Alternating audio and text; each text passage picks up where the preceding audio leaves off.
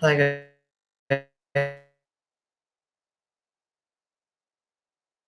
am I Sir, your voice is breaking.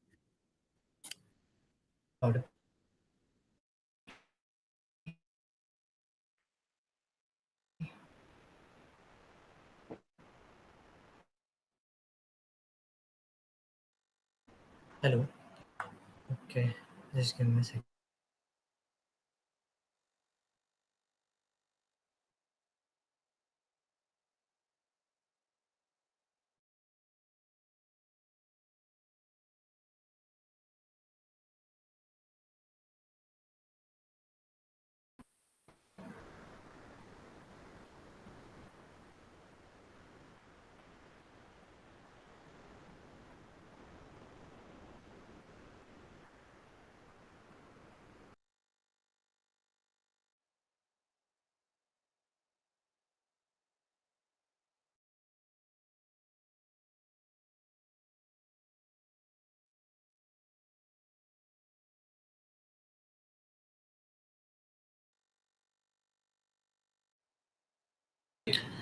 Hi guys, am I audible?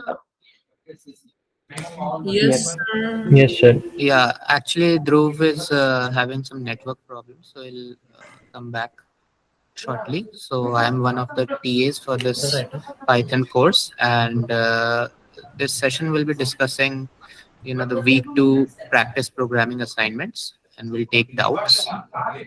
So that's how this session will go. Sir, can you take in the GRPs for the week one? Yeah, guys, we Actually, can discuss GRP at the end.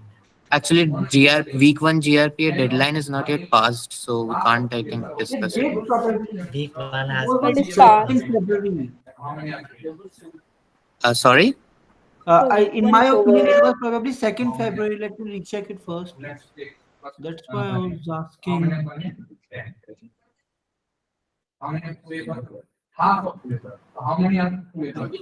Should I start with the session? Last year.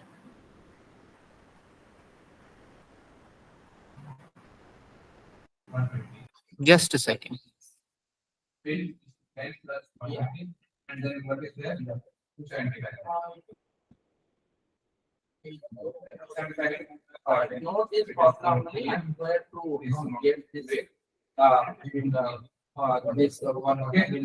Okay, so the week 1 deadline was yesterday, so I guess we could discuss it. Definitely.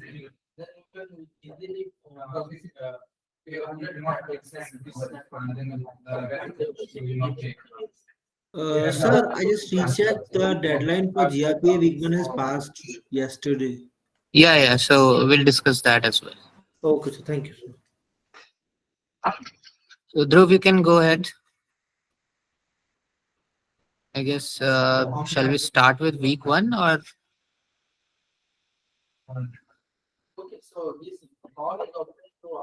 Sir, week two. Okay, shall we start with week 2? Yes, sir.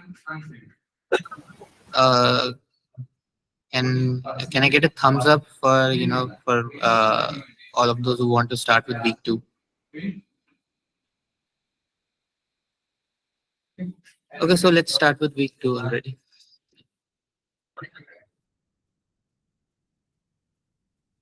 Okay, so Dhruv is having some network problems, I think. So I'll start. So the first, Hello, let me just, sir. yeah, Hello. yeah. Sir, can you please tell me something about the TS? I mean, I don't get the actual meaning, how I have to attend it and when I have to attend it. So TAs are actually, we are here to, provide some, clarify your doubts and provide, explain the solutions to you. So general doubt clearing sessions.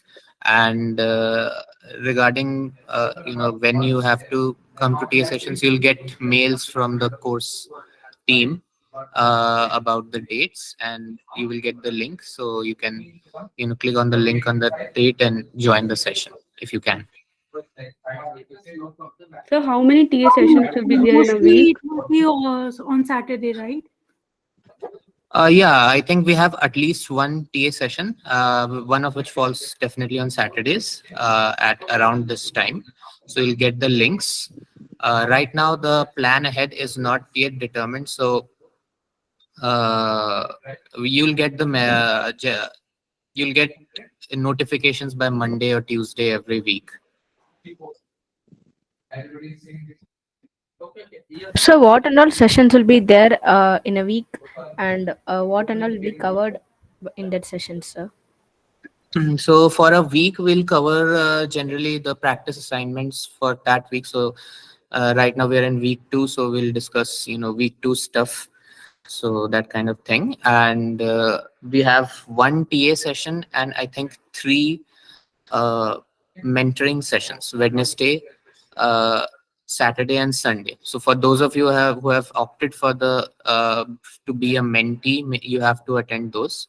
But other than that, I think we have at least one TA sessions for all of you, for all of those who are enrolled into the Python course. Okay, sir. All right. Are there any more questions Asha, regarding this? That the TSS. Sir, we can ask our doubt in TA Hello? sessions only. Just one at a time, actually. Please raise your hands when you wish to ask a question. Yes, sweetie, Kumari. Sir, we have to ask our doubt in TA sessions only, or we can ask in open sessions too. Actually, TA session and open session are the same, so you can ask your doubts anywhere. Okay, thank you, sir. Yeah. Yes, Preetham. Preetham, are you there? Yeah. In which this we will have a hello. Yeah. Hello. Yeah. Your voice is breaking, Am I audible? Preetham. You may want to put your question on the chat box.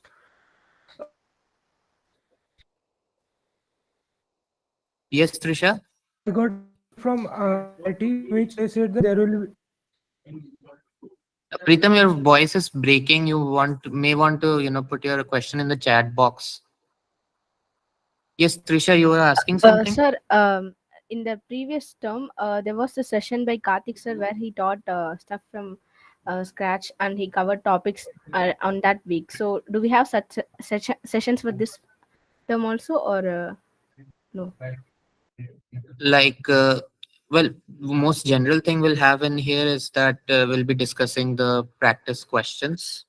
And if you have like some general conceptual doubts, we will clear them on the go. So we'll have that. We'll do questions most of the time. Okay, sir. Thank you, sir. Bhumika? Yes, sir. So in for the CT, we had 5 to 6 TA sessions in a week, which were non-recorded. So what I thought, like there will be more TA sessions for Python, or only one TA.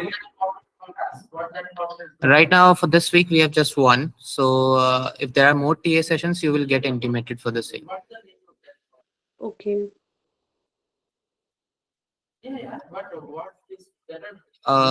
So I think we should start now with the session. yes, Bhashwa, Dhruv. I'll start with the practice Yeah. assignment. Yeah, you can start. My screen is visible, right? Yes, sir. Yes. Dhruv, just a minute. Let me start the recording.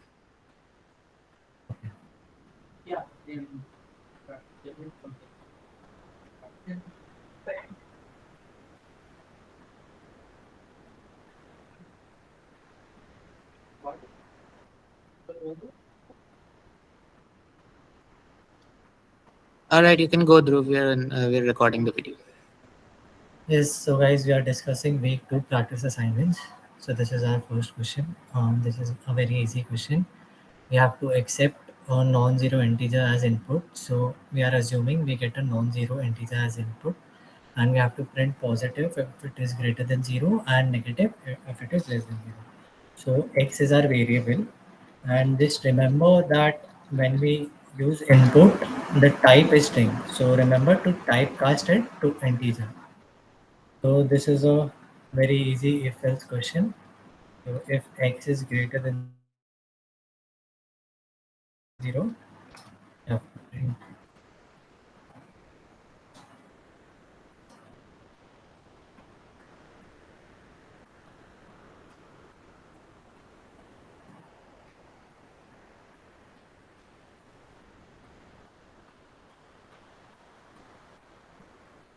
I'll run this code once for you guys. So I'm hoping you don't have a doubt in this question. Yes, sir. No, Guys, no. I'm accepting the response. Yeah, so I'll just do random input and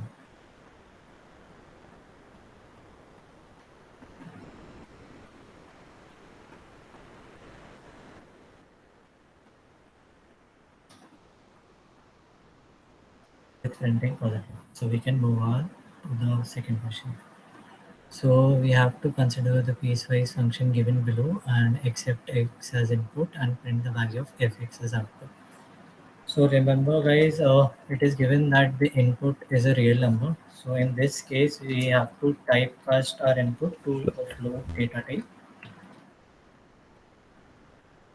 Any doubt? Excuse me, sir. Can you Yes, please okay. zoom your screen? Yeah, of Zoom to course. the screen, sir. It's fine. Thank you, sir. Yeah.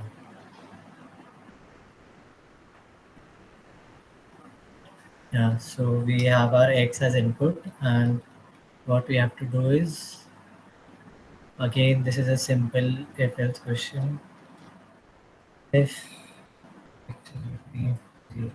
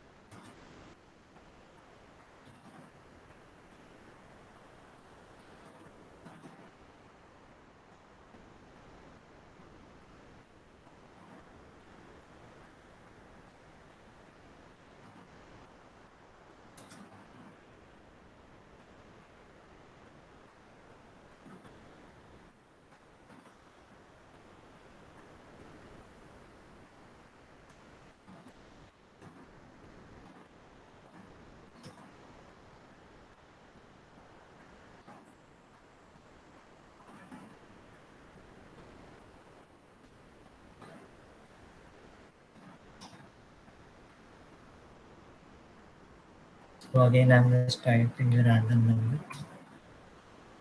and we get our answer. So, guys, do you have any doubts or should I move on to the third question? We can move on, sir. Okay. So Accept an can you integer please as Sir, in. show explain the one? first line. Uh, you want me to explain the first question again? Okay, I'll request you guys to ask your doubts when I'm solving the question and start again. So we have to accept a non-zero integer as input.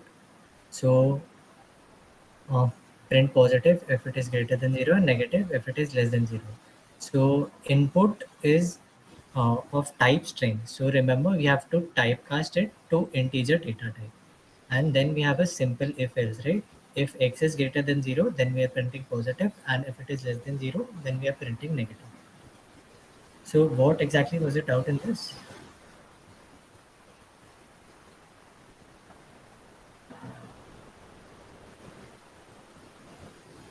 Baswar, am I audible? Yes, you Yes, are sir. audible, but you have a lot of static background noise, so that's a little. Yeah, actually that is because the hostel Wi-Fi isn't working properly. So I'm that's. just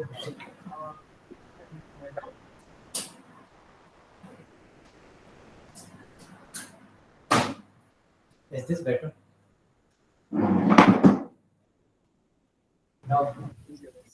That is better. Yes. Okay. Okay. So guys, first and second question is clear, right? Yes, sir. Yes, sir. So I have a doubt. Can I ask? Yes, yes, of course. Sir, why you use here 0.0 point 0 in else part? So, I mean, you can use zero also, but as I said, it is given that the input and output are real numbers. So, X we are typecasting to float when we get our So input. using zero, like I tried, it does only private cases are not passing properly. Yeah, When that I might be because we want it is given, right? Our output is also a real number. So if you're oh, giving zero, then you're assuming y to be an integer, which is it not, right? yes sir, thank you. Okay, okay. Yeah. Excuse me, sir. Yeah. In that above question, sir, if in the when we are adding the values like x to the power 2 plus 2, sir, there we do not need to use 2.0 Okay, because so when we use this operator, you know about operator precedence, right? So if it is an float plus integer, that will give you a float automatically. so it will automatically become a float, Yeah, the it integer value. automatically becomes a float value. Okay, sir. You can use 0.0 here also, your answer won't change. Okay, okay, sir. Okay. Yeah. So this question gives an integer value, right, sir? So why you use a float? No, it's given that the input and output are real numbers. The integer value Okay. was for the first question, right? Yes, sir. Sir, for a real number, we use a float, right, sir? Yeah, yeah. Okay, sir. Okay, moving on to the third question.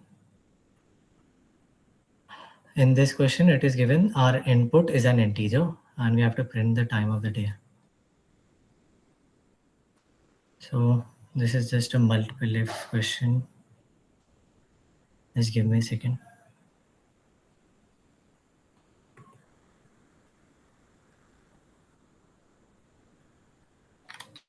So X is, again we are typecasting our input to an integer. Then we just simply have to follow these conditions.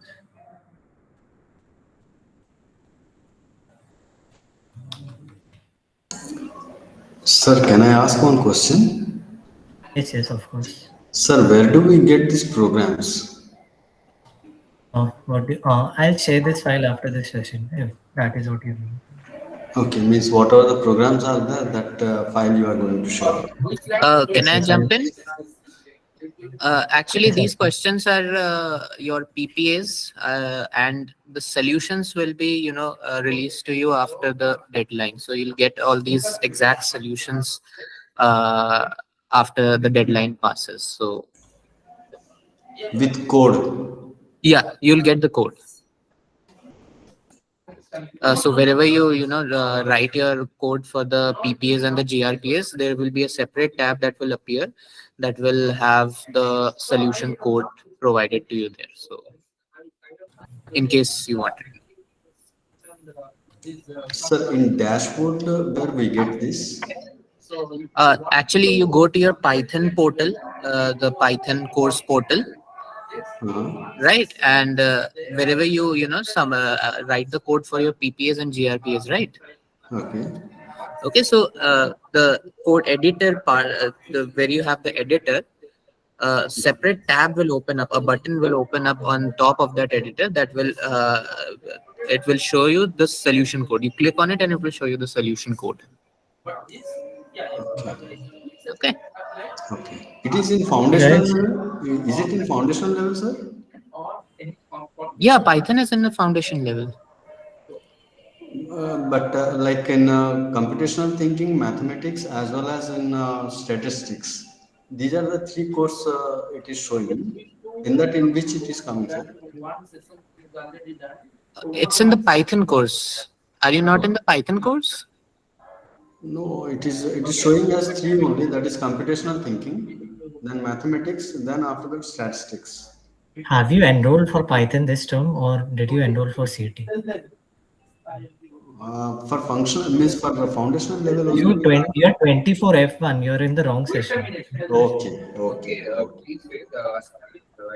Okay. Anyways, guys, you know this question. It's very easy. You just have to type else if, and for each condition, you have to print the respective morning, afternoon, and evening. So I'll move on to the next question. Excuse me, sir. Yeah. So Yeah. instead of Alice, I can use if also now in that question Yeah. because No, you can't. I mean, yeah, I mean you can because only one will satisfy the condition, but still else if is a better choice. yes, sir. Because in the end, we'll use an else for all t is less than 0 cases for n mallet. So it's better if we use else if. Okay, guys, moving on to the fourth question.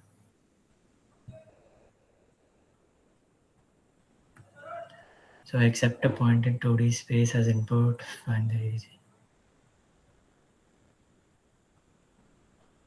So again, we have x and y as input this time. We're typecasting to float.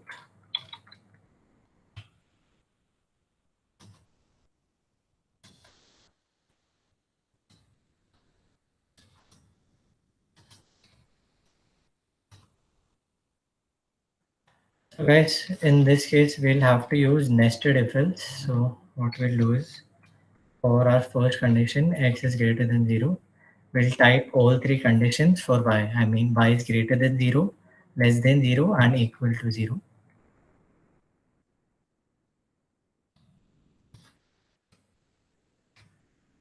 So you guys know this is our first quadrant. Yes.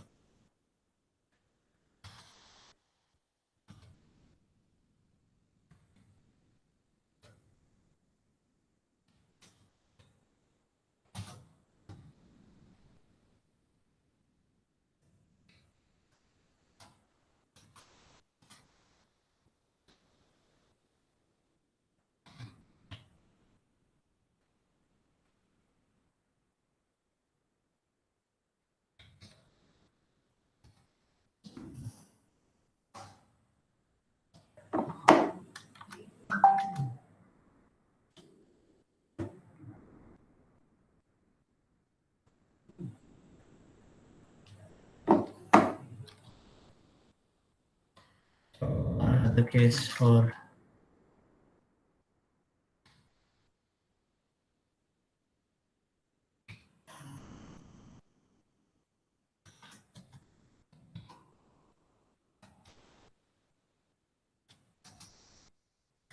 x is also 0, we have to type all these three conditions.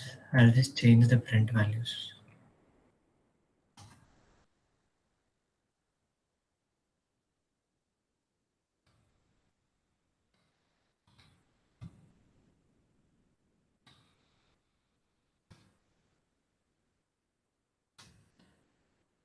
And the last case is when x is 0.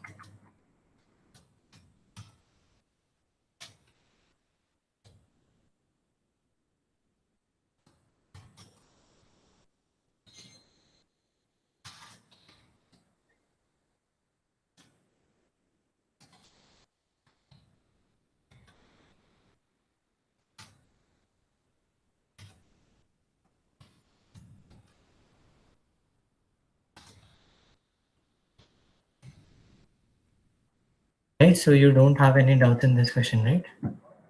Sir, in this question, can we use the AND operator to, elongate the Yes, you can combine conditions. I've just chosen simple if else and I've nested it. There are many ways to do this question. So, sir, in your opinion, what method is, look goods on the Any program? way which you're comfortable with, you just have to solve this question. Okay.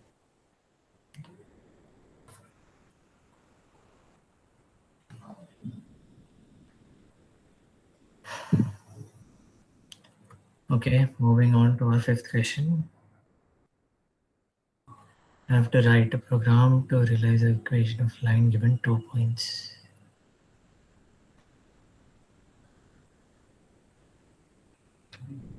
So you guys are familiar with lists, right? Yes. Yes, Yes, sir. sir. Yes, sir. What we can do is remember to initialize an empty list or this code will throw an error. I in range 5, we need to accept 5 inputs. I'm just appending all our inputs to our list. For is not introduced till week 2. Okay guys, you don't know how to use for loop. No, like Dhruv, I think lists and for loops are not yet introduced in the course yet, if I'm checking Okay, the okay. So syllabus correctly. week 3 has for loop and week 4 has list. Okay, then I'll just use normal inputs.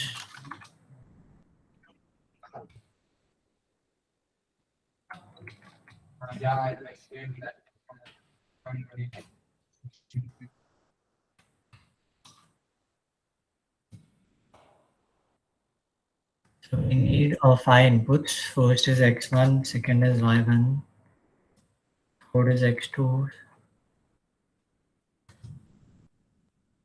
is y2, and our fifth one is x3, right? And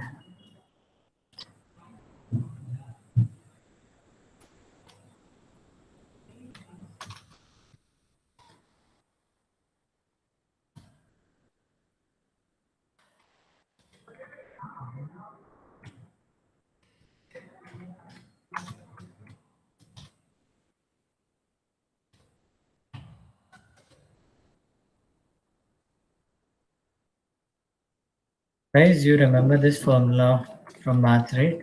Slope is y2 minus y1 by x2 minus x1. Yes, sir. Yes, sir. So guys, remember in this case, what happens if you don't use is if x1 is not equal to x2 is when your x1 is equal to x2, it will break your program because you will have 0 as your denominator. So remember to use if for the denominator when to just cover the case when it is 0. And then right is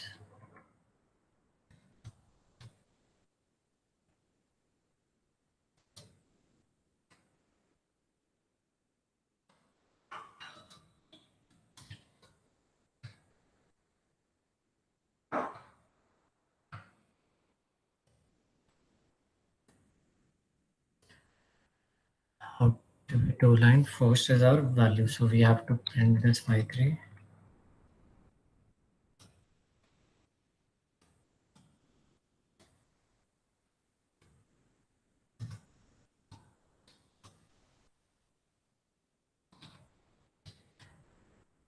So when slope is 0, we know this is the horizontal axis.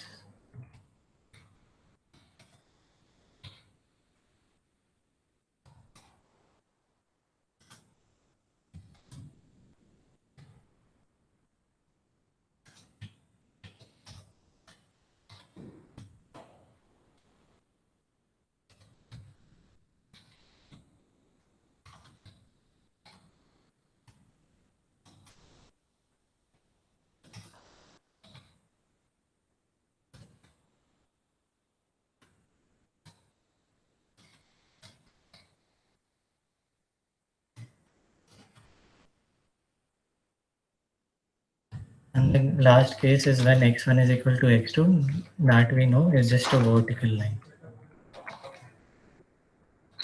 In that Sir, case, we will have to print one output. Yeah, so here why x3? Why we are defining the x3?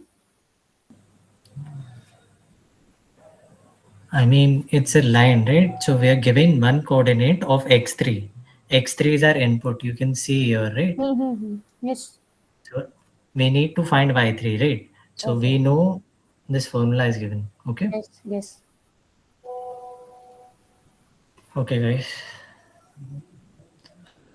Moving on to the next question.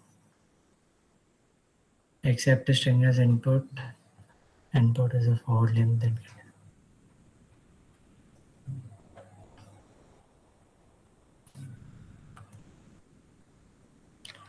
Excuse me, Okay. sir. Yeah. Sir, can you explain the previous code again, please? Yes, yes, of course.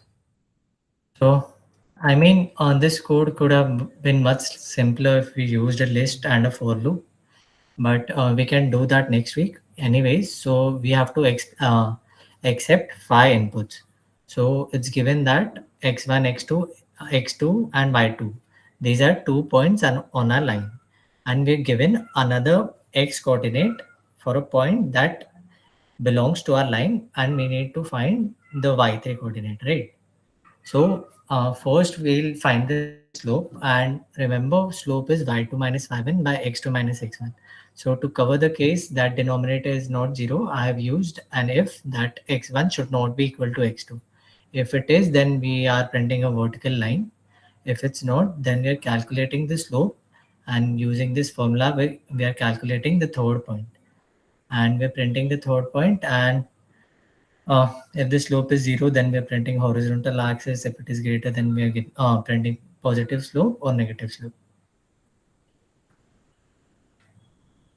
Is it doubt cleared, or do you have any doubt in a specific part of the program? Yes, sir, got it. Thank you, sir.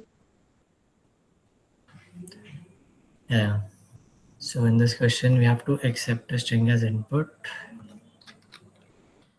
So in this case, there is no need to typecast because it is string data type anyway.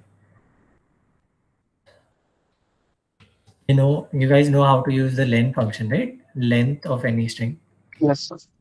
Yes, sir.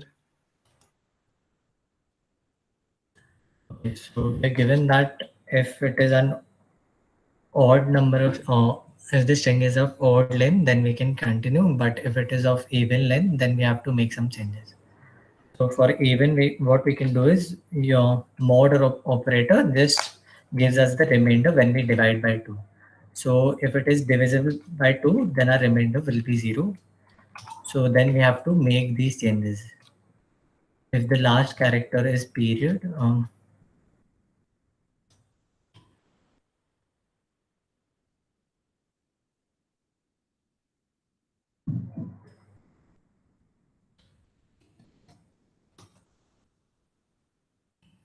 then remove it.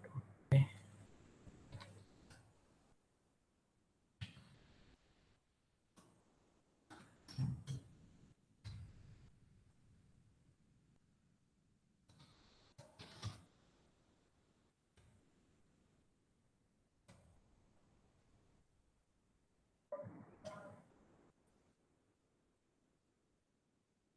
So now since we are changing our even our strings of even length, so all our strings are now the string stored in X is now of odd length. So now we can do our operation that we need 3 consecutive characters that are such that equal number of characters to the left and right of the substring. So what we can do is we can find the middle of the string, right?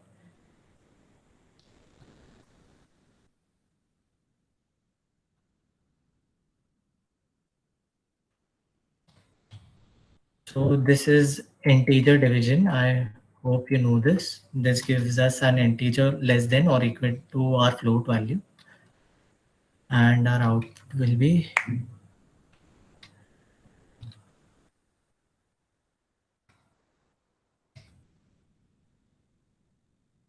middle minus, we need 3 strings, right? So you know that everything is starts with 0 in Python, right? So 0, 1, 2, 3. If we know our middle and we need 3 characters, so we need to go from m minus 1 to m plus 1. But as you know, in string the last isn't included, so instead of going m plus 1, we're going m plus 2, and then we just have to print it. Hey guys, you have any doubt in this question? Aditya, your hand is raised.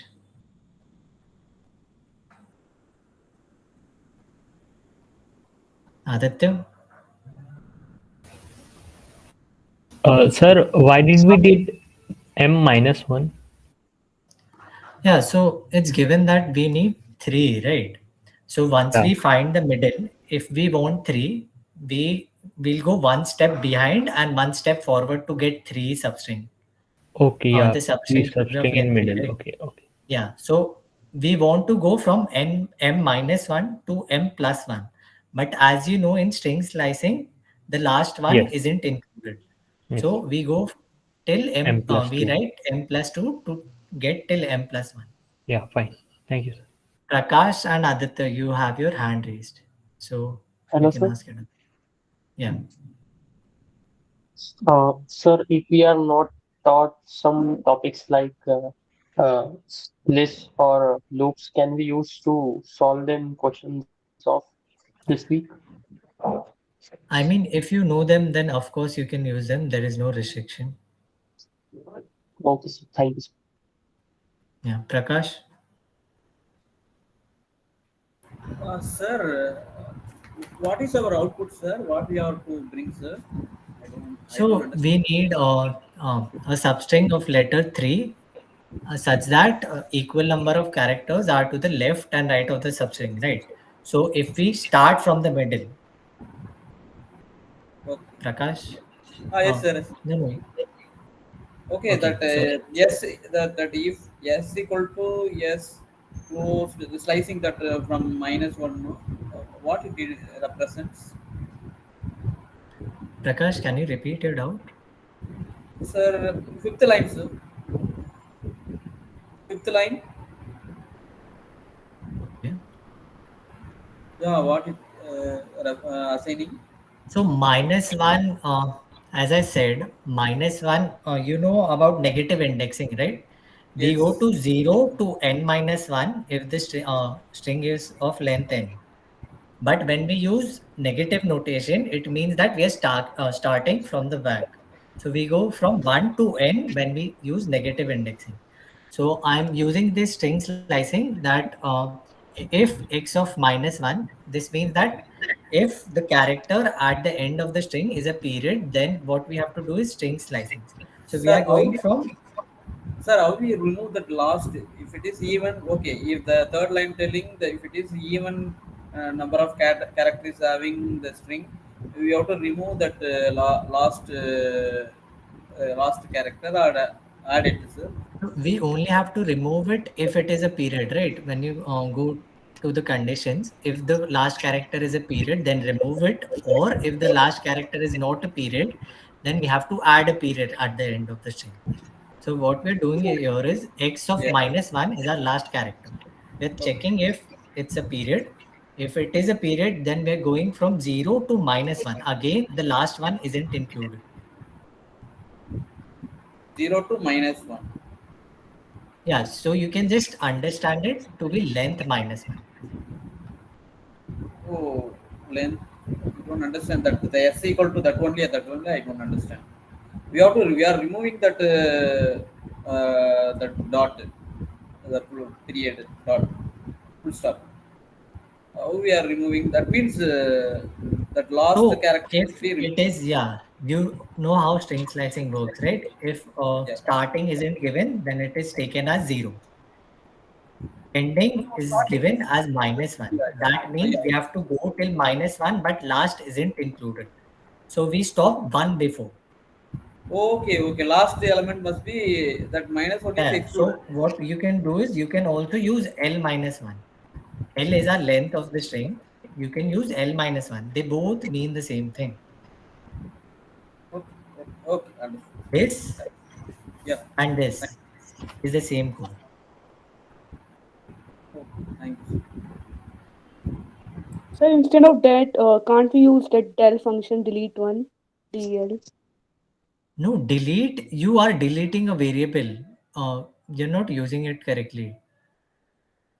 We have to remove the last character. We don't have to delete the variable.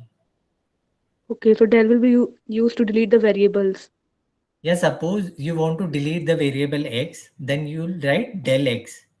But in our case, we just have to remove a character from the string. We don't have to delete the variable. Okay, okay. Okay, guys, any other doubts?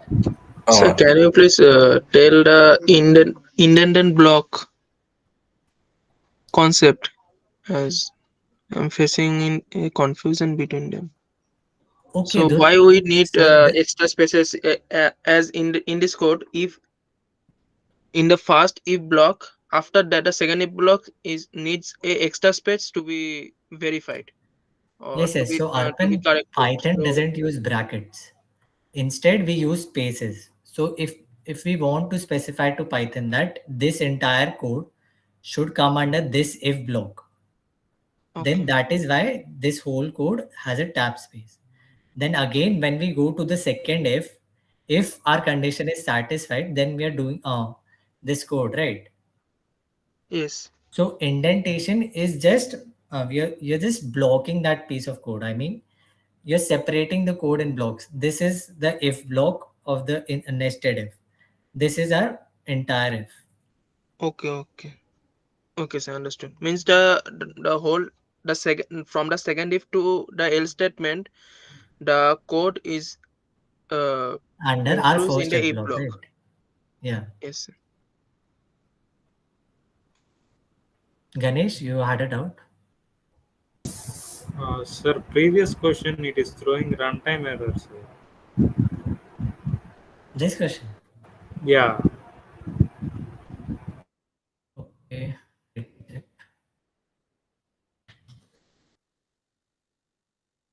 Sir, we have to initialize float value, sir, for M and Y3.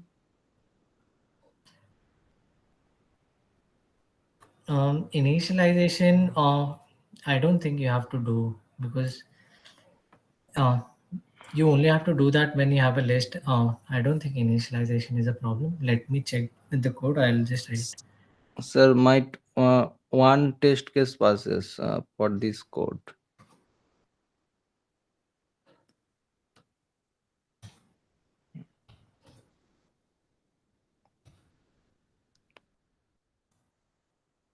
Object is not callable. Okay, guys, and the thing is, I missed the operator.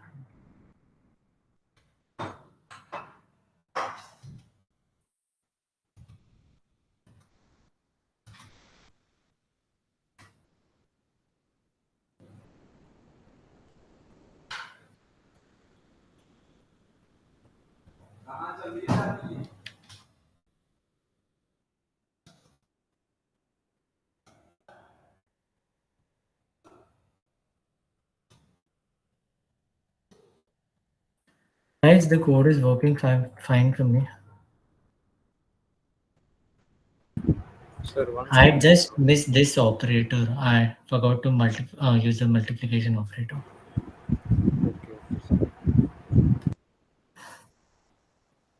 Okay, you guys had any other doubts in this question or the next question, or should I move on? Excuse me, sir. Sir, I have a small doubt. Sir, here, when we are taking out the middle part, like in the left part, there is same number of characters, and in the right part also there will be second same number of characters. So, in like general way, how are we calculating that? So, I mean, the thing is, we know our string is of odd length after our manipulations. Since we are given these conditions, right? If it is of even length, then we are either adding the period or removing it.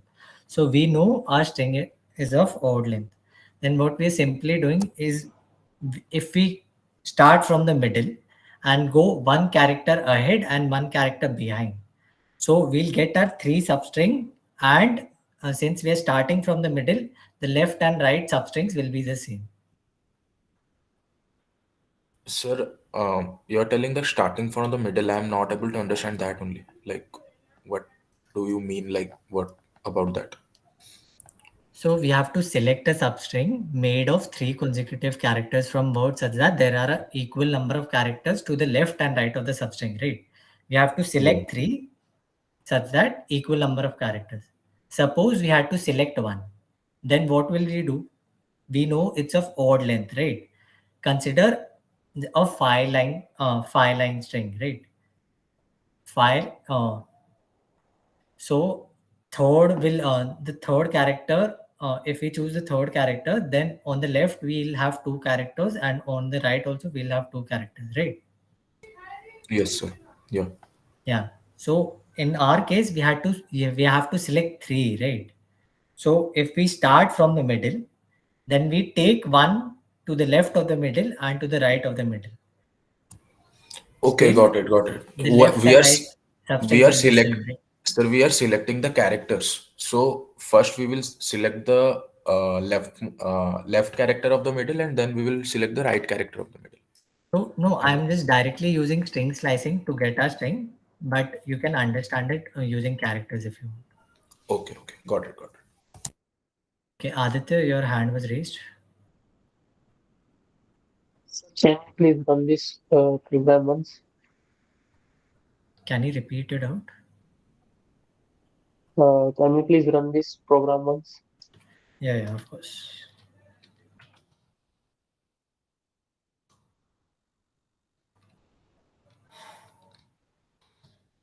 Sir, just put the I'm using A, a B, five C, D, letter. E. Sir. So we have YTH, and left we have one character P, and right also we have one character long substring O. Okay, guys. Yes, sir. Sir, Got it. in Sir, my editor, it's not working. sir, the input is a three character, then Uh, it's given, right? You can assume that all input strings will have a length of at least 4. okay, sir. There, Read the if there is last a line of the question. last character is point, full stop. Okay, I'll run this code again for you guys. Last character is a period in this case. Again, we have YTO as a route.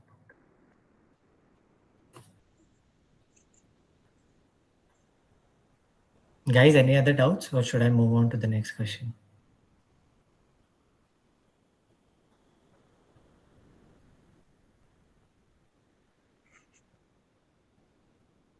Guys, am I audible? Yes, sir. Yes, sir. Yes, sir.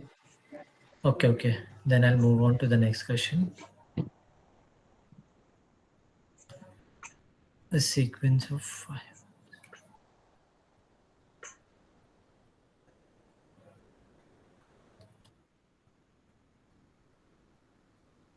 Sir, Yeah, yeah. sir, sorry for interrupting, but I have just qualified the qualifier. Is this class meant for me? Because I got the link for the class in No, WhatsApp. Prabhat, that might be a mistake on admin side. You don't have to attend this class.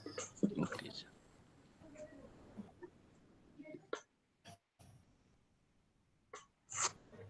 So again, this question, guys, we can easily do with a list, but we can do it manually too. Sir, here in function use. Yeah, yeah, but if we use list, we can simply iterate, use a for loop and append all the inputs to a list, right? Instead of doing this 5 times, this is code repetition, right? Excuse me, sir. Yeah, Sir. yeah. Tell me what.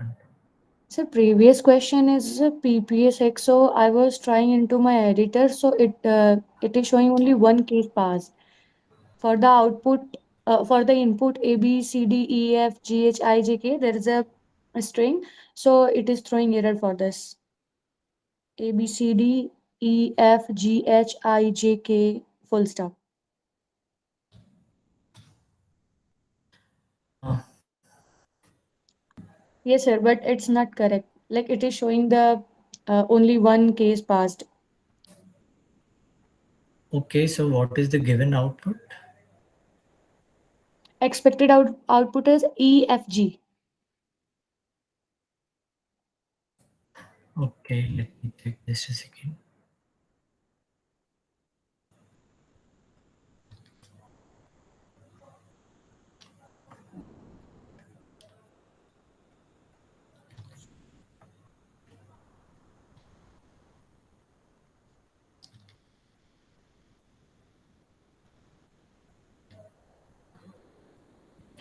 Okay, so what mistake I did was I have to recalculate the length of string x because I guess it should work now.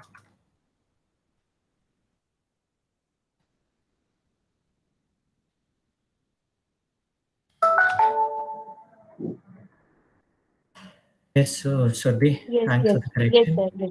So the thing was, I did not calculate the length of x after I manipulated it. Yes, sir. That's why it's not reading the Yeah, yeah. this line. Yes, got So it, sir. this should Thank work. you. Yeah, yeah. Yes. Guys, any other doubts or should I move on to the next question?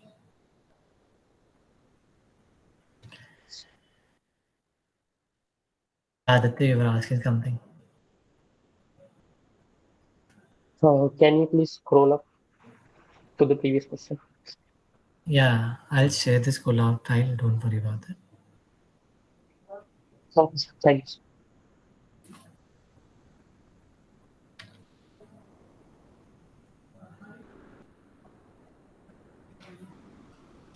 So we have to get 5 words.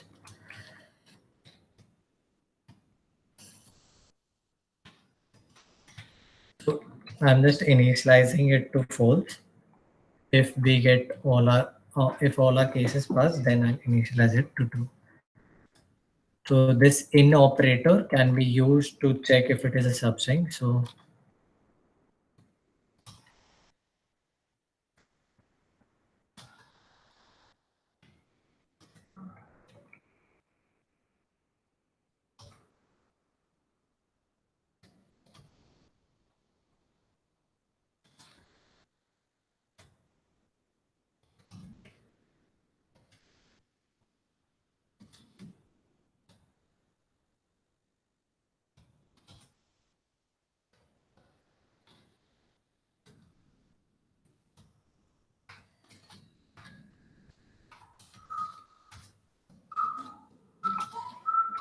We use and in one line. sorry. Yeah, we can use and or I didn't know if you guys were taught that, so I just nested it.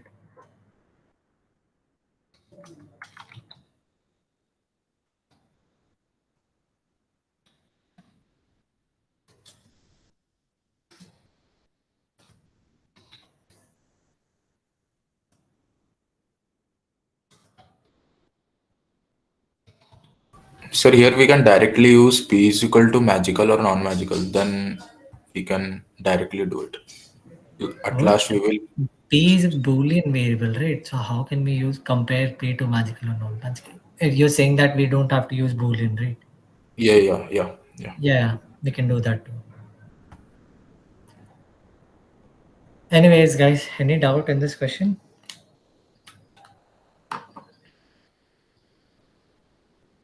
Okay, so I'm done. Bhashwar will continue with this session. Bhashwar? Yeah. Yeah, I'll stop sharing. Yeah, sure. Yeah.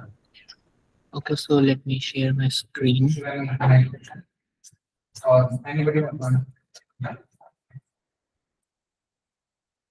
Yes or no?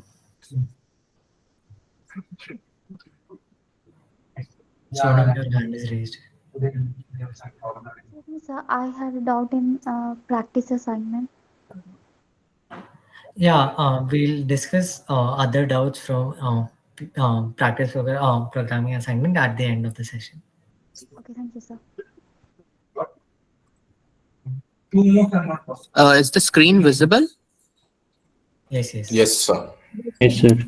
Okay, so let's start with PPA, continue with PPA 8 now. So let's read the question first, and then try to understand it, and then try to find a solution for this. So the question says, we have to consider chessboard. So the chessboard looks something like this. So it's like a 9 by 9 grid.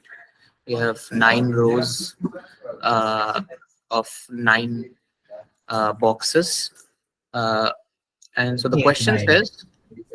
says that we have to accept 2 positions as input, start and end, right? So it's kind of like start will be like this box and end could be like this box, and so we need to use that these two inputs, and we need to print yes if the bishop, which is this one, can move from start to end in exactly one move, right? No otherwise, right?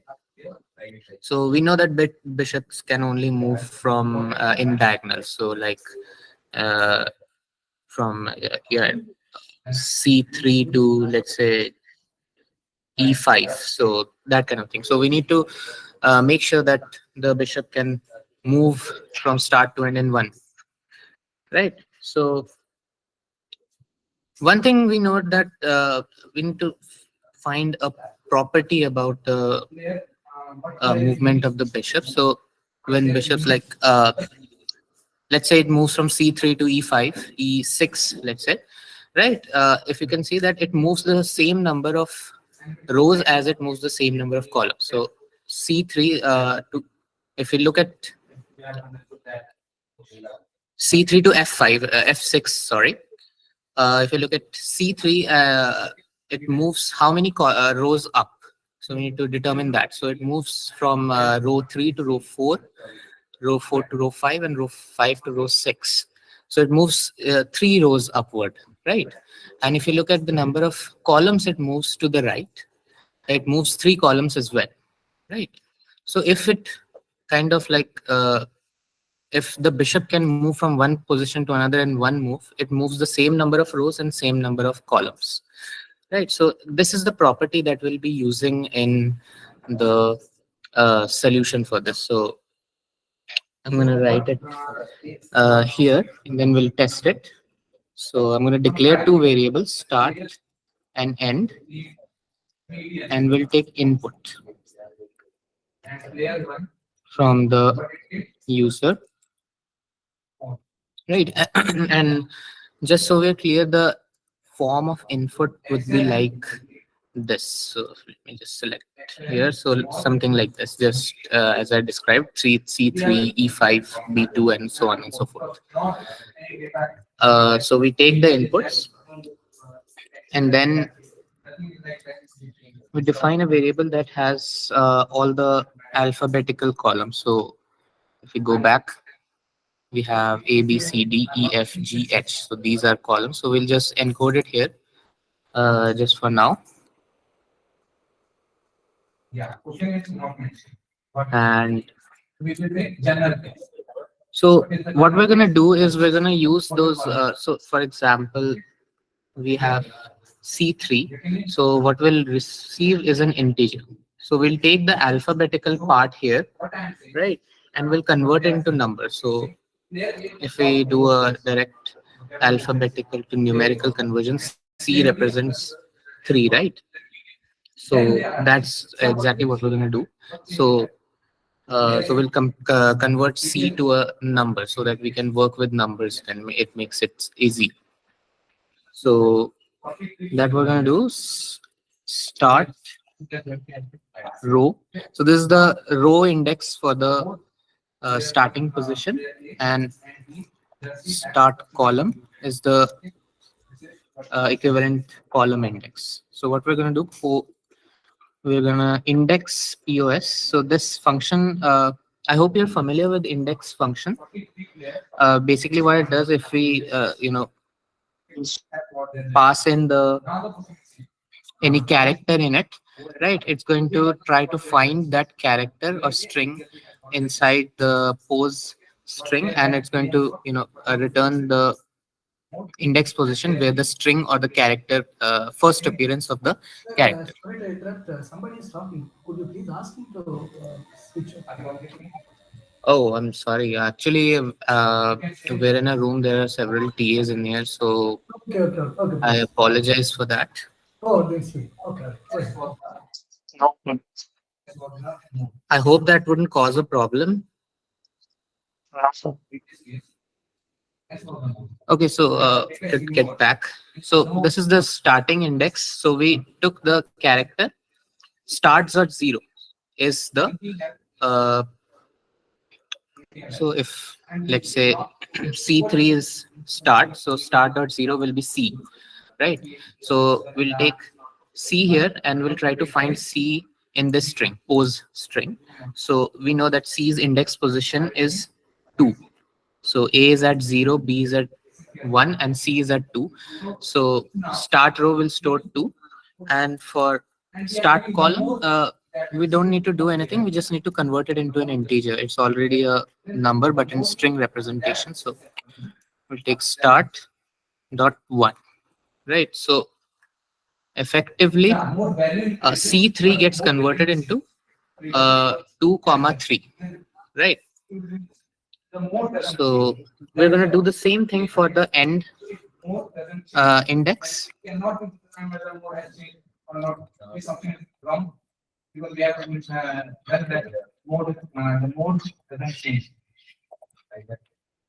can be determined that mode will be changed or not.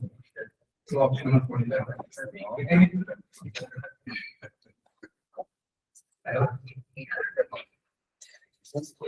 The mode is not equal to the side. Okay, so we've got our coordinates correct. So now it's time to apply that property that we just described with the chessboard.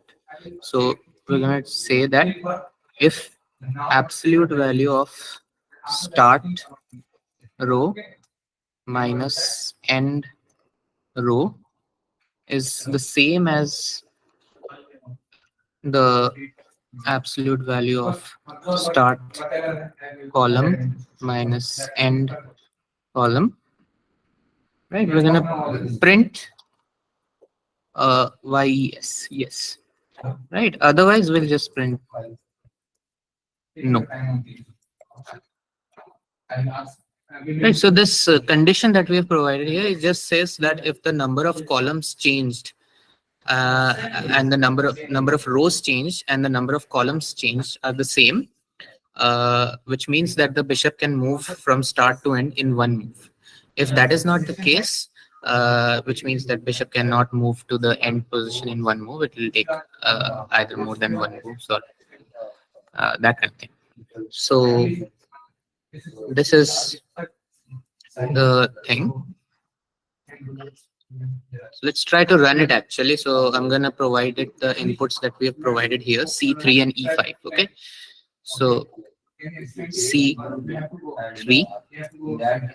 right? E5. And if we know the answer here is yes, so it should print yes. And it does print yes. Okay. So are there any questions regarding this? Excuse me, sir. Yeah.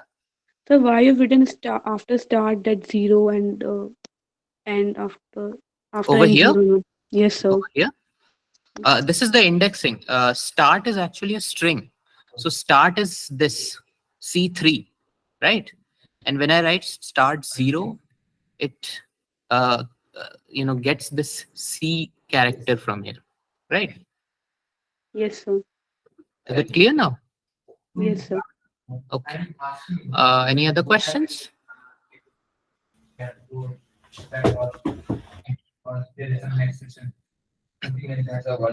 Okay, so let's move on to the next question if there are no other questions. So PPA 9. So if you look at the next one, so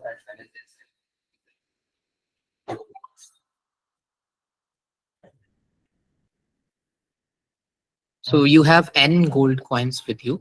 You wish to decide this among divide this among 3 of your friends under the following conditions. All 3 of them should get a non-zero share, which means all of them should get at least 1 coin, right?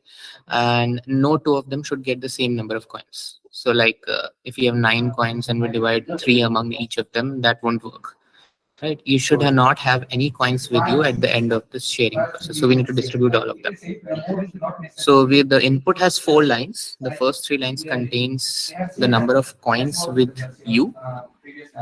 The next 3 lines will have the share given to each of your 3 friends.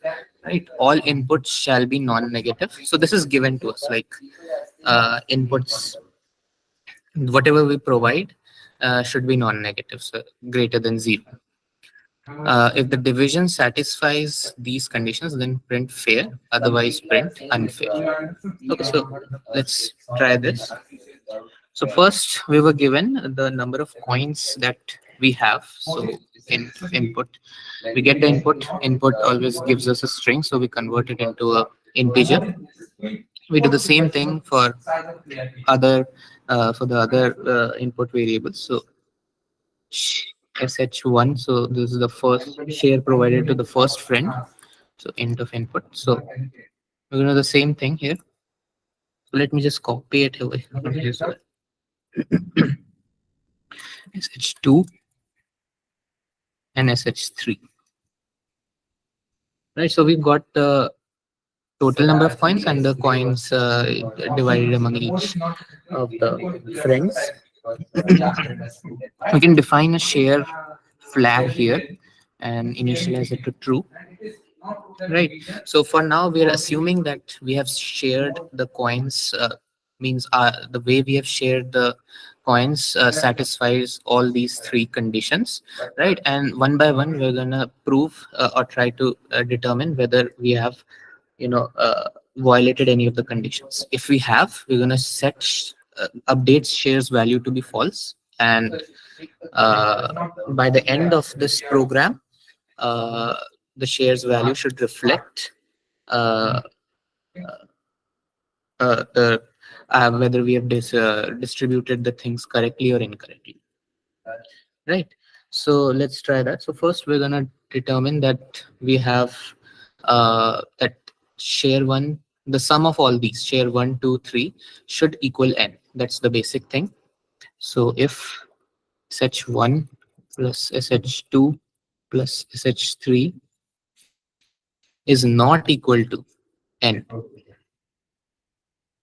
right, we're gonna set share to false. That's the first flag, first condition. If this is not true, we set share to false. Now we head on to the next condition, where we, next condition we say that no two of them should get the same number of coins. So we have to check equality between each of them. So we compare first, like sh1 should be equal to, if sh1 is equal to sh2, or sh2 equal sh3, or sh3 equal to sh1, right? If this is the case, sorry, I've put an extra equal to here. If this is the case, then we don't satisfy the second condition, so we again try to set it to false. And we look at now look at the third condition, is that all three of them should get a non-zero share. So let's check that.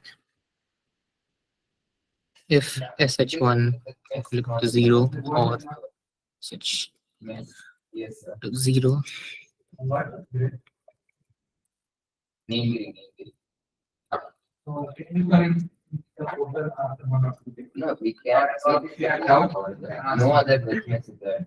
so now we first assume that share was true at this beginning, and then we put out these kind of blockades that check whether our initial assumption was true. And by here we must have determined whether our share distribution was actually correct or not. So we can now proceed to output the answer. If share is true, then we print fair, else we print out unfair.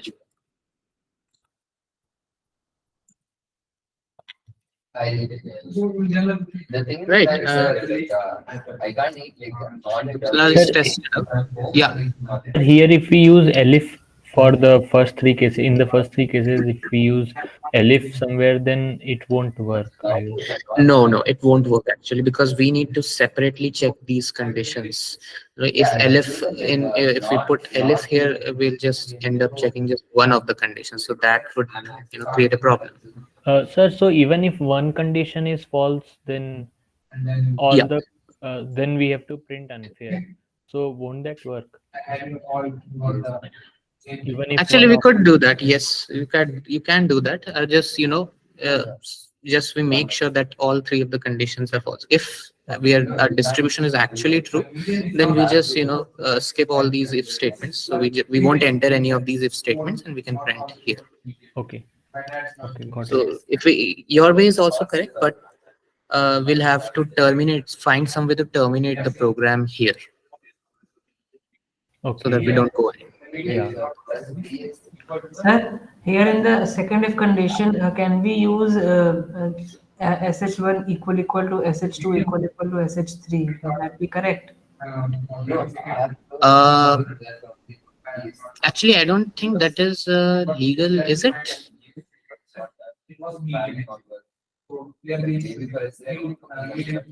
It may be, but this way is correct. It's no not. I'm not sure actually that the way that you suggested is correct or not. I'll get back. I can get back to you on that. And sir, why have you written this if share at the end, if share colon print fair else print unfair? I mean, share value is false, right? So this will. No. Actually, share is already true here, right? Okay, Okay. sir. Yes, sir. If we fail any of these conditions, shares value will only then shares value will be set to false. Like if S1 SH1 plus SH2 plus 3 is equal to n, so we won't enter this. We won't execute this statement. Same here. If this condition is false, then we won't enter here. Same here. Right. So if we don't enter any of these if blocks, share will always remain true. Right. And since shares value is true, so this if condition will also be true. So we'll print fair.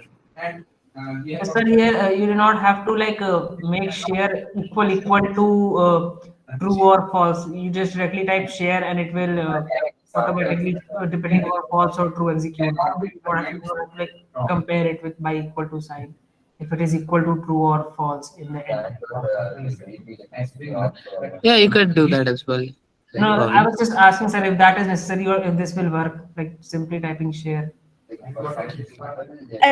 No, no. I already mentioned that affect the value of true. So we just use the variables enough for that. Okay. And Sir, also second condition you asked, right, the three symbols. In question they asked two. Any of the two is not equal. So that's why we are comparing the two, okay? Not three. Okay. Okay. Any other questions? sir, Sir, sir, can we combine all three conditions in only one condition and connect them by AND operator? You can do that, but that will be just one huge condition. So for readability, I think this is much better. Okay, thank you. Yeah. sir, again asking that elif thing. If we use elif, then we won't be able to use. I mean, we won't. The code will not go to if share, isn't it? Sorry. Can you repeat it? I mean, yeah, as I asked earlier that can we use elif in the Yeah. second or third line? So Yeah. if we use elif there, then the code won't go to if share thing. Is it so? This one? No. This is a separate if. So even if you have elif here and all that, right? Yeah. If we put elif here, so then this becomes a separate statement. This thing, right? Okay. So either this or this will be executed. It has no effect on the bottom two. Okay, understood. Thank you, sir.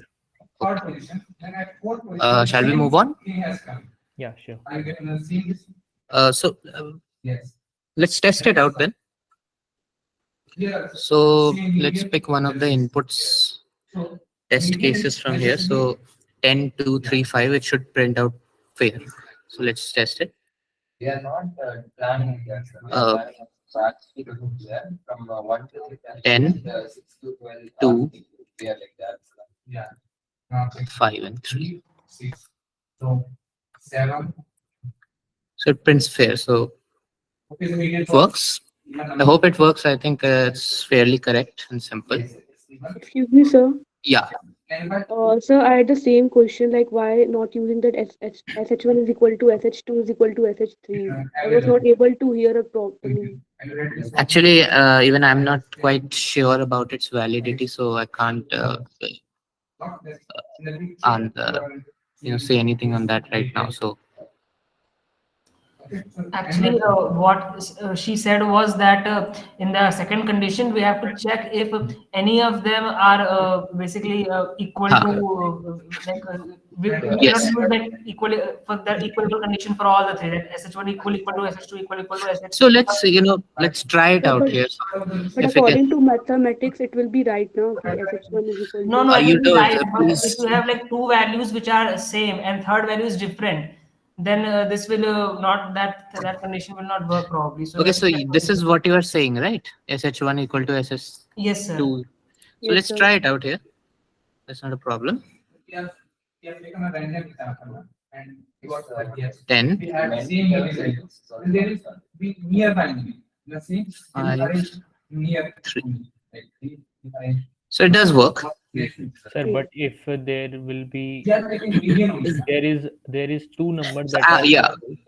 yeah. Actually, so it checks if all of them are equal or Are not. equal. So if two So are Yeah. equal and one is different, Sir, then if it will not work. yeah, yes. but it kind of captures the condition, like it says that all three of them are equal. So if all three of them are equal, definitely. Uh, But only if two yeah, are yeah, If equal. all three yeah. It are does not capture. equal, Correct, then correct. it will work. But if two are equal and one is different, Yes, then yes, definitely. it will not work. Yeah, yeah. So it does not capture the entire. So that is why the older method. Yes, anybody had a query? So these three, if conditions are independent of each other. Yeah. Let me just remove this elif here. So this is independent of all of the other two if statements. If we run this code, then all three if conditions will run. Yes. The statement here will at least this the conditions will be checked. Yes. Okay. Okay. Shall we move on to the next question? Yes, sir. Yes, sir. Okay.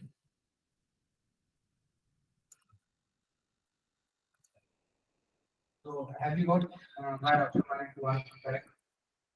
Because median is necessarily equal to largely and so median and option number B. So we are PPA 10, I Median equal to suppose. Yes. more or less. That is also not true. And we have determined that median has not changed. So we need to accept a real number x as input and print the greatest integer less than or equal to x on the first line. So let's first decode this. Greatest integer greater than greatest integer less than or equal to x. So let me go here and if x is, let's say, 1.1, right? If x is 1.1, then we need to find the greatest integer that is less than x. So that would be 1. Yes. Right? So we will convert this float number into integer. Yeah. So that is x. Meanwhile, if we are looking at negative numbers, then the greatest integer less than and equal to this is -2. -2. Okay, because -2 is lesser than -1.1. Okay, so just remember that. Yes, sir. Right, and so I think we understood the greatest integer, this part. So we need to print this in the first line and followed by the smallest integer greater than or equal to x on the second line. So now let's think about this. So if x is, like, again, let's say 1.1, so it will be smallest integer greater than or equal to x is 2, right? Now if we look at -1.1, it becomes -1 now. Okay, small from on the negative side. So we need to note this when we are writing the solution. Okay, so let's start. So let's say we get the number from as an input. Whatever you say, So we get, since we we are dealing with real numbers here, so we convert the input into float. And now, as I said that the output will be different for negative and positive numbers. So if, let's say, if x is greater than 0, let's handle that case first, right? So if x is greater than 0, first of all, what we can do is compute the greatest integer less than or equal to x, correct? By removing the integer part. So it has another name called floor. Floor of x will give us the greatest integer less than x, right? So what do? We just int of x. int of x. So what it does is just removes the fractional part. So if x was 1.1, int of x will just give us 1, right? So this is the floor, right? You can write in the chat. Now what we're going to check if floor was actually equal to x, right? If x and floor were actually the same thing, so like because x was already 1, so int of x was also 1, right? Int of x will always be 1. So if though they are the same, then we have to do -1. Yeah. So we'll set seal will set seal to be floor because we're just dealing with an integer here. So the seal is actually the smallest integer greater than and equal to x. So just let me just provide the definitions here. Floor is greatest integer less than But I have to ask everyone. equal to x, and seal equal to smallest. I will what we can do. Discussion forum and this code. We can vote.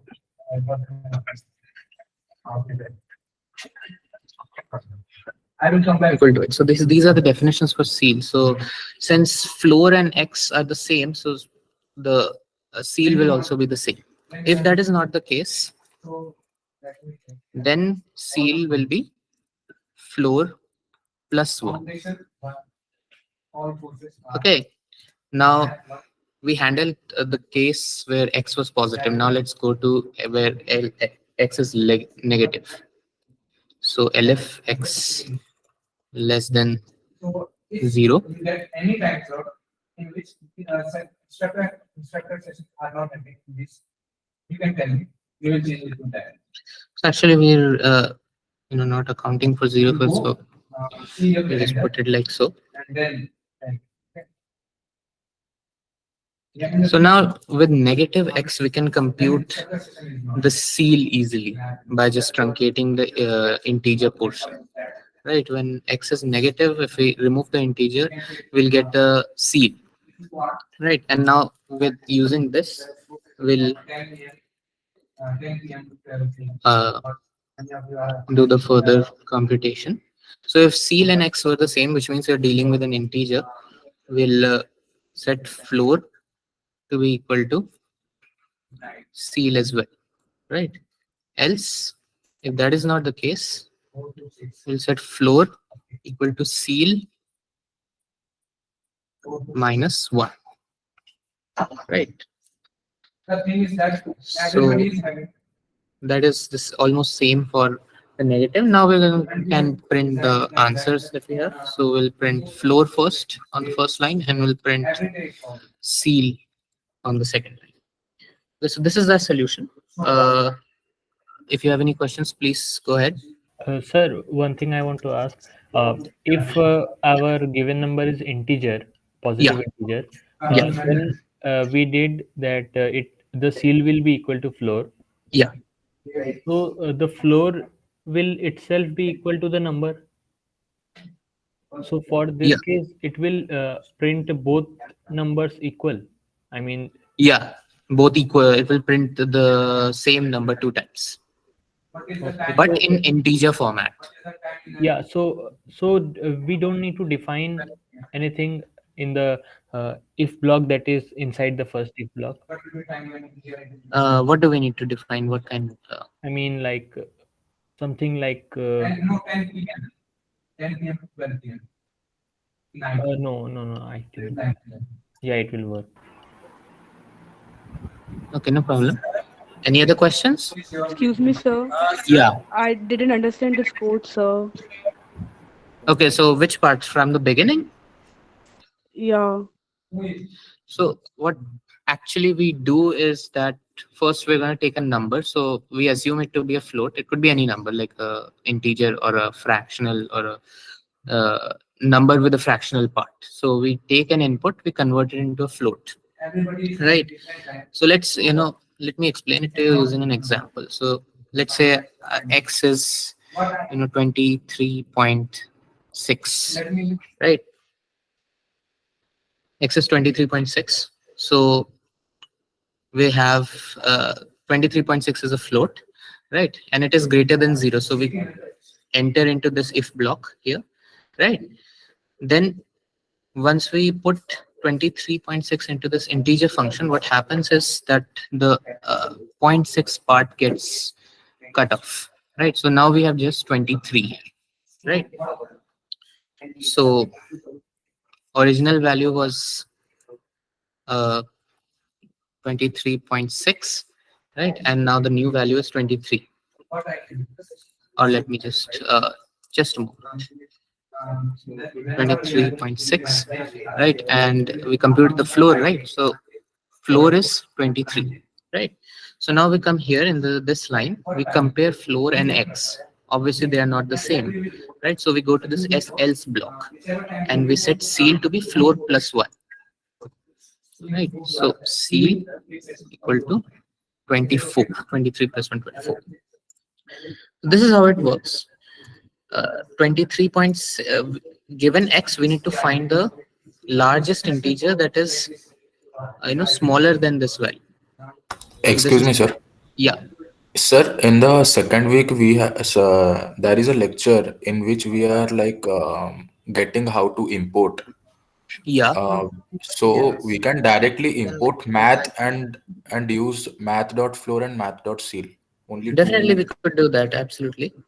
Yeah. It's just without using those utilities, we Okay. did Okay. Yeah. Yeah. okay. So no, but in the second week, there is a lecture, last lecture, Yeah, I yeah. guess, Yeah, in which definitely we you are. can use the math library for using a utility that will make it so much easier. But here, just for the sake of demonstration, we have done it. Okay, sir. Okay, sir. No problem. Sure. So, Interpreter math library not works, sir. sorry? In this interpreter, in the PPT interpreter, the math library not work. In the portal, you say here. Yes, sir. It won't work here. They do not let you to use those libraries. They want you to No, sir. give such a Actually, solution. it worked. No, sir. It worked. I wrote that Yes, code. sir. It did work. Yes, Me sir. too. Yes, sir. It did. Yes, sir. Yes, it did work for me as well. Okay, so I'm not quite sure because last time I checked, it was not available. But uh, I have to check on that actually. Sir, wherever it is not to be used, it is written clearly that the shortcuts not to be used. Yeah, that's true. Sir, Yeah. one thing want to clarify that for the first if block that is inside the first if block, This is the one. yeah, inside that we assign the value of floor to the seal. So when we will print floor, will it print the value of floor, or will it be able to print the value of floor because its value is assigned to seal? So No, I did not understand your questions. Could you repeat it again? yeah, I mean, for the case where our floor is equal to the input that is given to us, that is the integer. Actually, if your input is some integer, let's say just Yeah, 23, yeah, then floor and seal are bound to be the same thing. Okay, because we're dealing with an integer here in a float yeah. format. So But yeah, that I understood. So in the if block, you have written floor equal to x, then seal equal to floor. So we assign the value of floor to the seal. So now we don't have any variable as floor, no, right? we do have a variable. This still exists. Okay, it's still at. Yeah. Okay. So it will print. It will be able to print the value of floor. Yeah. Okay. Unless we somehow explicitly delete the value of floor, like using the del keyword here, right? Floor exists. Until we reach here, floor will exist. After that, the Python will delete the variables. So, Okay. Okay. Thank you, sir. okay. Sir, for 23.0, we'll get the floor and seal as 23 and 23 Yes. because it's given equal to x. So Yeah. that's the Yeah. So if you have like, let's say 23, then floor and this int x will just give us 23 again, right? So they will be the same. This is 23 in integer format, and this will be 23 in float format. But equality will give us the same. Will give us true. So seal and floor will be the same. Sir, in this question, sir, can we also write like this, which I have message? Uh, Sir, I have message 2 times like it. This. Yes, you could work it like that, maybe. I will ask this concern on point concern of time. And I will also say what Float is input, print x. No, sir. Why are you integer divided by 1? Why are you doing integer divide by 1 when you're already put it in an integer function? So it will just give you the same answer. There's no need for this specific part here. So you can do that. Now this part is wrong actually. If it is already an integer, you're adding 1 here. So Okay, sir. that part's wrong. Sir, the code Pranjal has given you, Yeah. it will work only for positive integers. And also it will work for non-integers What? actually, because It will don't work with the negative integers. yeah, that is one case, but it will not work for if it will not work for integers actually. We're adding 1 here. So if it is an integer, the input is an integer, we are not supposed to add or No, sir. subtract. Only last third lines. From this one? last third lines only. Sir, if we write a code and it will run and it shows all cases passed, it will come. Yeah.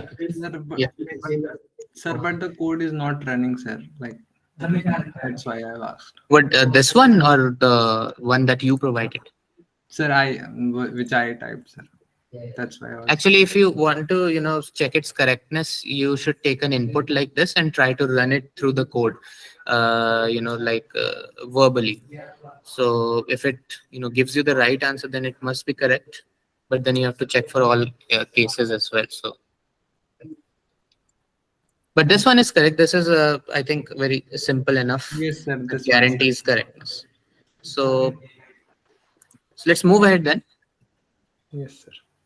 So let's try its correctness. Like, let me give 23.6. Right, we answered that it will be floor will be 23 and seal will be 24. So let's check it out, and it does give us this answer. So can we move ahead with PPA 11? Any doubts remaining in sir. this question? No, sir. All right.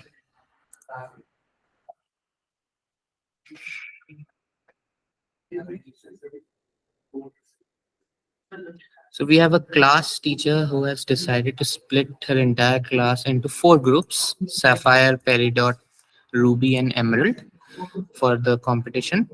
For dividing the student into 4 groups, he has followed the pattern given below. So this is, these are the roll numbers of students. Okay.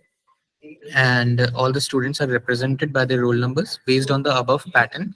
Given the roll numbers as input, print the group the student belongs to as output. So if we are given a random number, right, which is a roll number, we have to determine which of these 4 groups that student belongs to. So it's all about finding a property among these numbers. So one thing that you know, that all of the gap, if you look at the differences between any two consecutive numbers, it's always 4. So between 1 and 5, 5 and 9, 6 and 10, 11, 15, 20, 24. It's always 4. So something to do with 4 here. If you look here at the last row, right? These numbers are all divisible by 4. Okay. Modulo 4. And if you look at these, if you divide these numbers by 4, you'll always get the remainder 3. Right? For this 23, if you divide by 4, like 4 5s are 20. So then the remainder remains 3. Similarly, if you look at here, if you divide these numbers here, the remainder will be 2. And with here, the remainder will be 1. This is one property. So let's use this to actually, try to form a solution with this. So first thing what we'll do is we'll do, get the roll number. Int. So we're dealing with numbers. So that is why we're doing int of input. Now, if roll number is divisible by 4,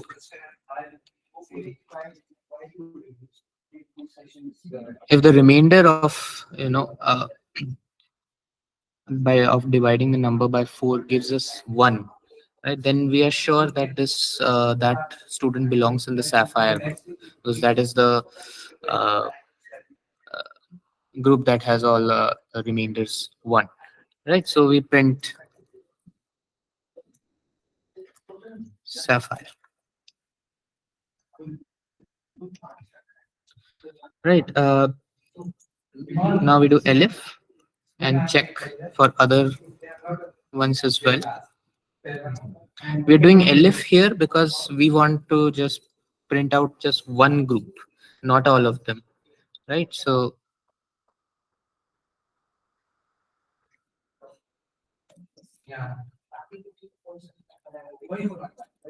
we do print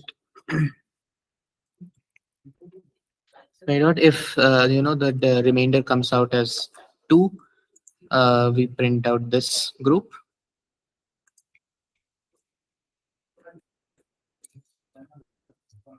And same for the other ones.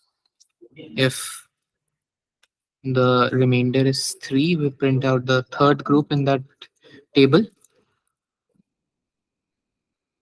That was a ruby. And if the number is divisible by 4,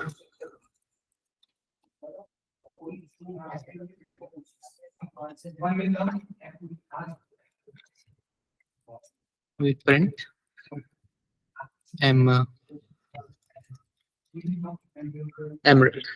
right? So this is the if elif block, right? And this is about it for this this question. So if the remainder comes out as 1, we categorize the student in sapphire. If it's 2, it's peridot. If it's 3, it's ruby. Otherwise, it's emerald. You can put an else over here as well, but just for the sake of demonstration, I have put elif here. Any questions in this? No. Sir, we can use instead of elif, we can use if also, right? Instead of using, no, I've put, I guess you could do that because the remainder is going to be either 1, 2, 3 or 0. So it could work that way as well. Okay, Definitely. Yeah. I've used if it's working, sir. Sorry? Sir, I've used if only, it's working. Yeah, sure. Then it's fine. And sir, one more thing, like you have used if and else. So can you have not used else? So it's necessary that with if and else is also used, or we cannot use else. Else is optional. If you want to include else, you could. Otherwise, that is not required. Okay. Right. Like the only mandatory thing here is if. After that, you may want to add elif, or you can't. Don't want to, then it's fine. Excuse me, sir. Can you please Yeah. explain this logic of n mod 4 equal to 1, 2, 3 once again, sir? Okay, so basically what we're getting is the remainder that. So you understand this statement here, what it's saying? Yes, sir. We are dividing this particular roll number by 4, and the remainder should be equal to 1. Yeah. So when it's equal to 1, when it's equal to 1, what we're saying that we want to categorize it here, because we found the property in this table that if you divide these numbers that you have here by 4, right, the remainder always comes out as 1. So you divide 9 by 4, the remainder is 1, right? Similar for the other numbers. So we have found this property that in this group you have roll numbers that when divided by 4 gives the remainder of 1, right? So whenever if we have a divide a roll number by 4 and the remainder comes out as 1, we print sapphire, we put that student in the sapphire group. Okay, sir. And similar for other cases as well. So, sir, like in exam, if the numbers, like if the pattern changes, then sir, how will we like find if we have to, like we'll apply the same logic, sir, but just then this number will change. Like 4 will become, we'll use some other number instead of 4. Like you're taking about the changing of the pattern in this table. Yes, sir. Like there's So a that is difference between something like numbers. you have to find it upon yourself. Like this is not. You have to analyze it in that way. I don't think they will ask such questions in the exam in particular. In exam, this pretty a little difficult in terms of. So you don't have to kind of worry about. If they even give these kind of questions, it will be like simple enough for you to get.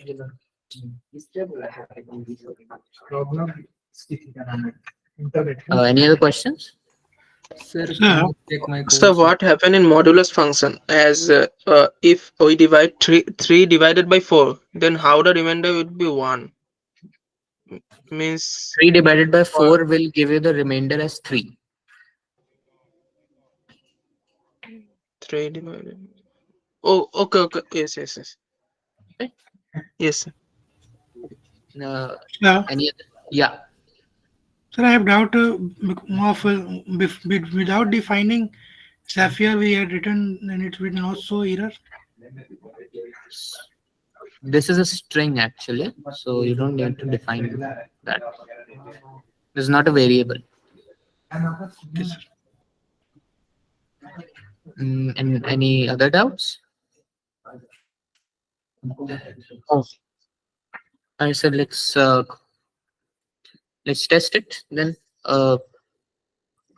Let's say we want to categorize sapphire, so let's put in 21 here. It should print out sapphire here. So it does print out sapphire. So that is. Let's move on to the next one. I hope there are no any doubts in PPA 11. No, sir, it's clear. No, sir. Let's move on to PPA 12 now. A data science company wants to hire data scientists from IIT Madras. The company follows a certain criteria for selection. For a student to be selected, the number of backlogs should be at most 5. So less than or equal to 5 for the condition to be true. Right? And CGPA should be greater than 6. So it should be simply greater than 6, not greater than equal to. If the student does not fit the above criteria, then the student is not offered the job. If the student is selected, then the salary offered is equal to 5 times his/her CGPA. So we just have to multiply 5 with the CGPA. Accept the number of backlogs, integer, and CGPA, which is in float format, of the student as input. Your task is to determine if the student is selected or not. Right? If the student is selected, print the number. So actually 5 times the CGPA, we need to print this. Otherwise, if the student is not selected, we just simply print out not selected. So simple enough. Let's write out the solution first. So I'm going to define BL as a backlog int input. There's a backlog which is we were expected to have an integer format, so we just accept the input in integer. Then we have CGPA We need to accept this in float format.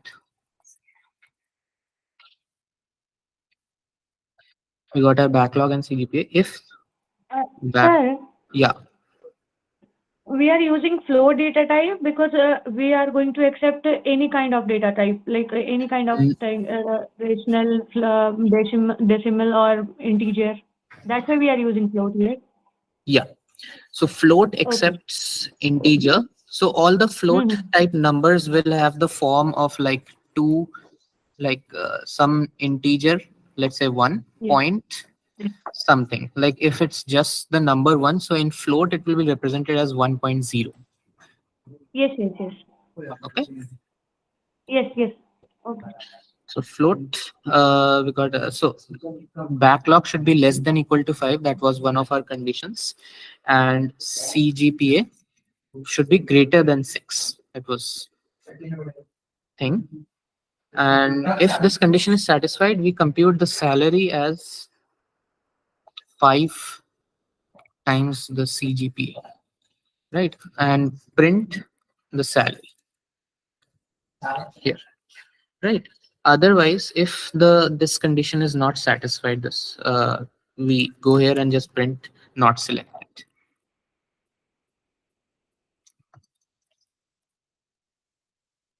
Not selected. So this is the solution. Are there any doubts? No, sir. No. No, sir. So I have written the same code, but it shows me runtime error or something. All right, let's try to run it. So I am sending the code in comment section. Please run it if. Yeah, sure. Yes, sir.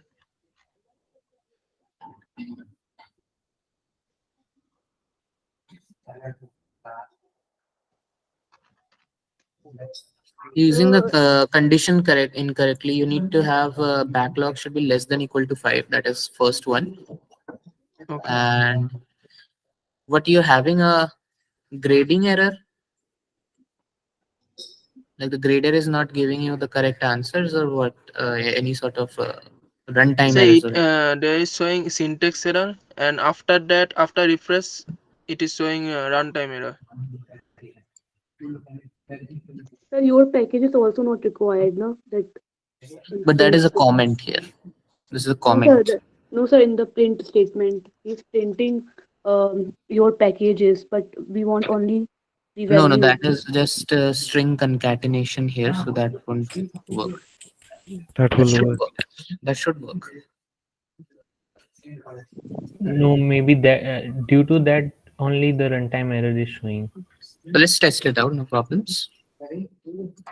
So let's come here. No, in our collab it will work, but in the in the grader it will show an error because we are not supposed to. We're just supposed to print out this. Yes. Student CGPA is not defined here, so it will throw error for you. Okay. Just let me check. Student CGPA is defined here. This is the first one.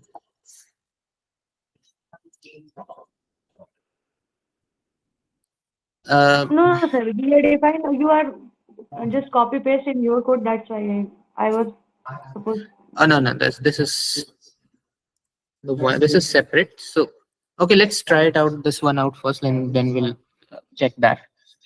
So let's say my backlog is 5 and CGPA, let's say, is 7. So it should print out what 5 times 7, right? 35. 35.0. Yeah. Yes. So this works. Let's try this one out. Let's see. I don't think there should be a problem. Let's see. It should fail in the grader because it's not outputting in a particular format, but otherwise it should work. So the first thing we need to ask is student CGPA. So we get in 7 here. And the backlogs is 5. So our answer should be the same. Well, actually, it should not be the same because one thing is So the backlog should be less than equal to 5. Yes. That part is 1. So let's try again. Yeah, it should print. I don't know why you're getting a runtime error, but it should work. Sir, but expected output is only Yeah. number, not Yeah. Because runtime error is not is something that is wrong Sir, with the then what code. is the problem in? Is there any problem in my computer? No, absolutely not. I think Should share a screen, I guess. I don't think that should be that would be possible. So I think maybe you should stick to this. It's, I think, simple enough. Okay. Yes. Yeah. Yes. So any other questions with this? I don't think this was simple enough. No, sir. So let's move on to the next one. Yes, sir.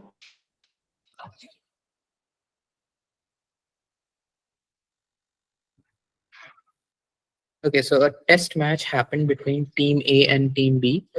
The scores of the teams in both the innings are given as input in 8 lines. Right, so we have these 8 lines of input in this example, let's say. Right, so basically what this thing says is that let's say the first 4 lines is like this is Team A's in score in first innings.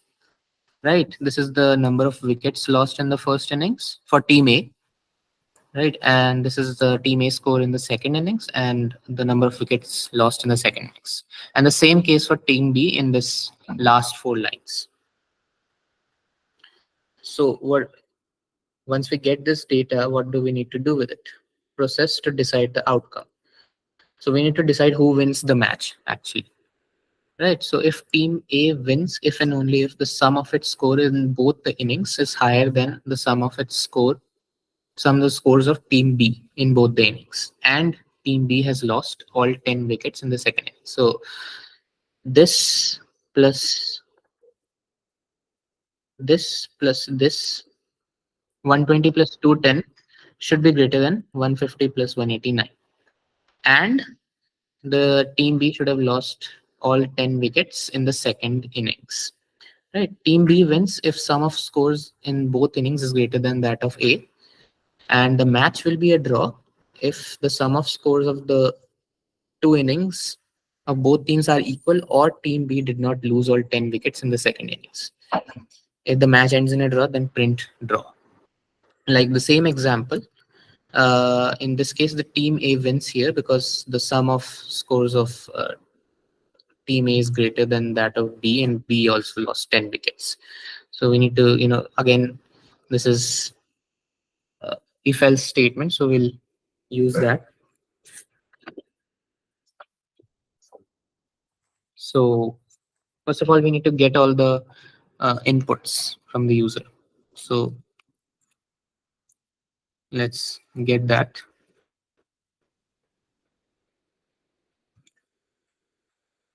So Team A score in first innings is int of input. Right, I'm just going to copy this because this is going to repeat a lot.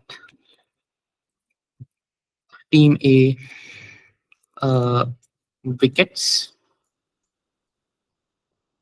in the first innings.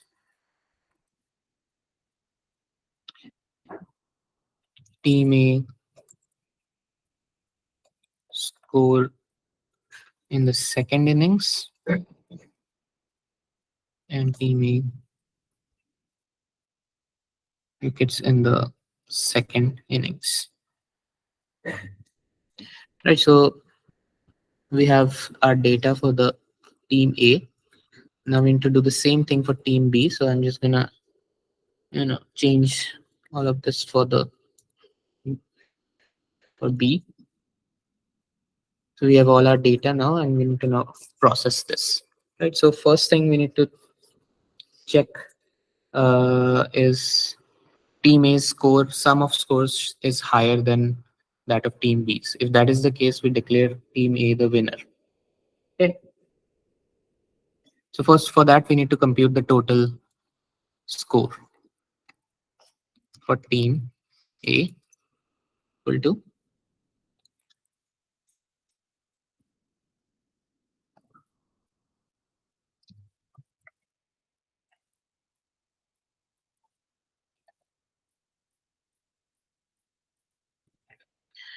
so we did this for team A. Now we do the same for team B.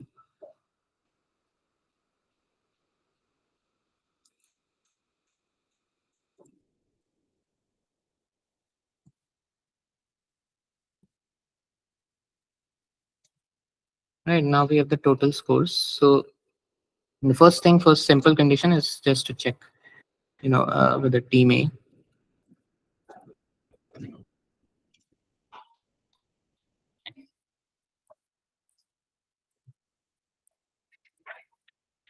If this team A's total score is greater than team B's,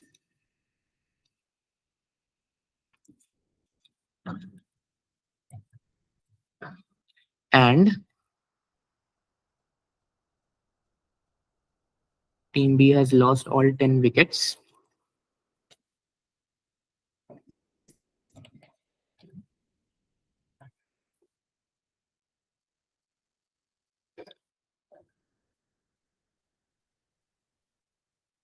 if that is the case, we print team A. Sir, that should be equal to 10.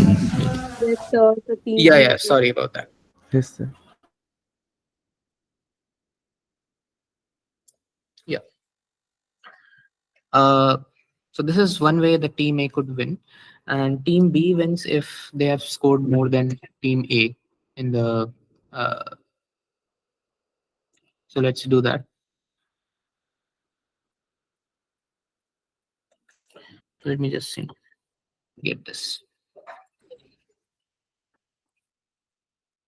and flip the signs. If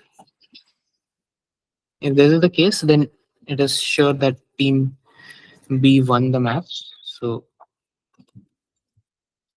this one. And otherwise, we just say that it's a draw.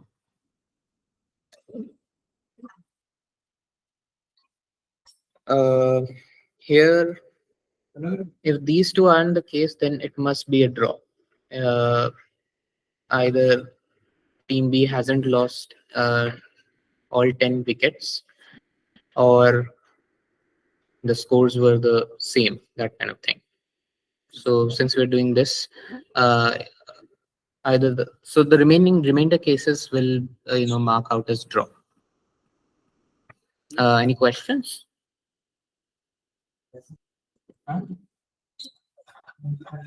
No, sir. I hope this is clear. Yes, sir. So just let me test it out. So I hope the thing was 120.10.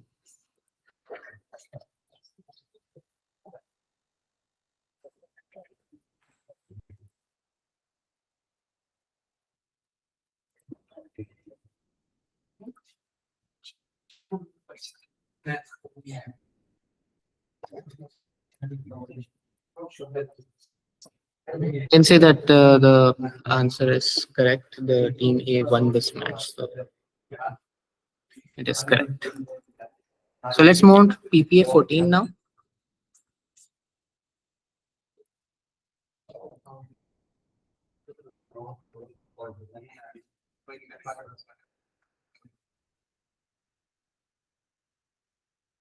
So a word is said to be perfect if it satisfies all the following criteria, right? The word, all vowels A, E, I, O, U should be present in the word. So all the vowels should be there, right?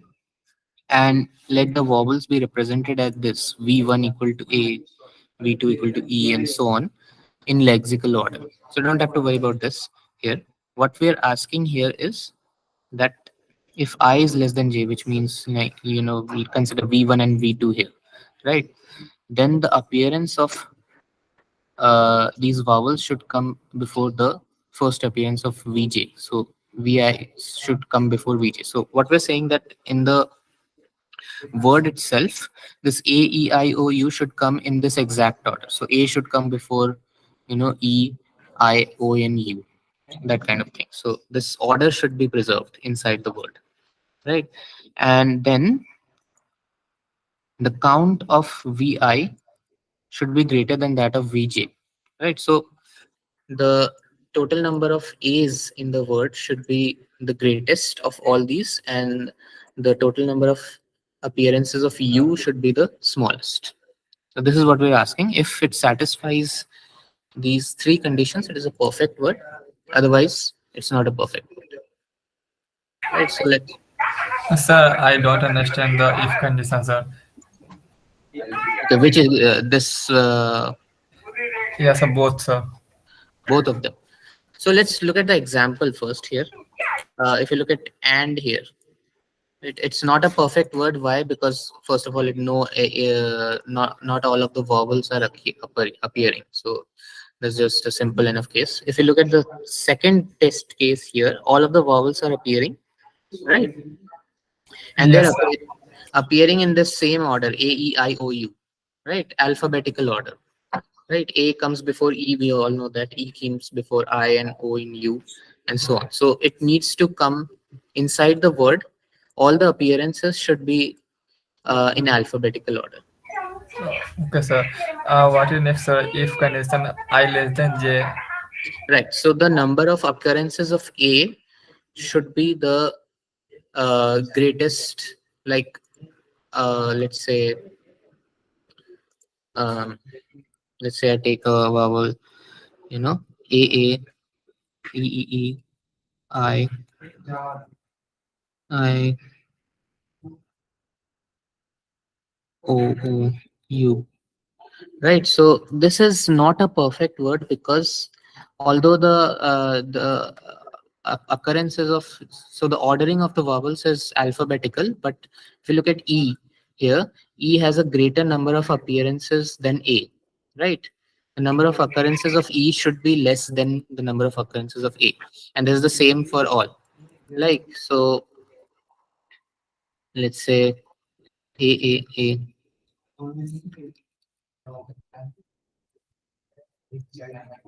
So this is a perfect word because A has the largest number of appearances, 5, right? E has less than A, right? I has less than E, O has less than I, and U is the has less than O. So this is the second condition, is saying something like this.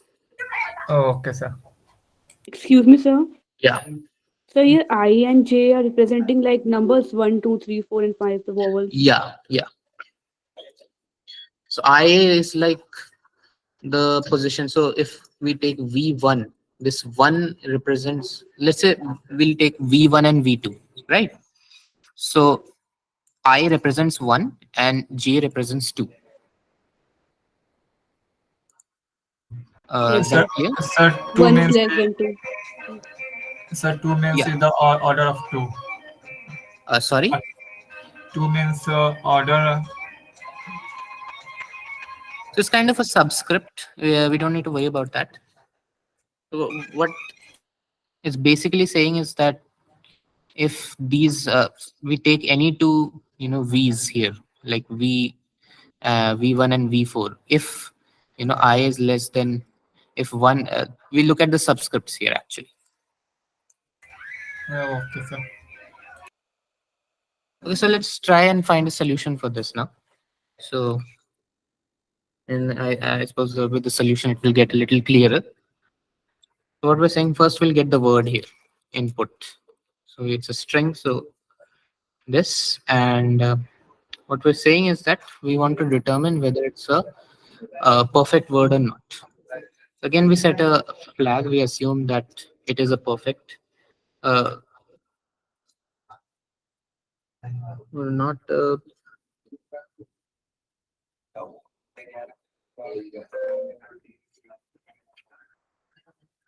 so no, this time we assume that perfect is false. So we assume that it's not a perfect word, and we have to determine whether it is a perfect word or not.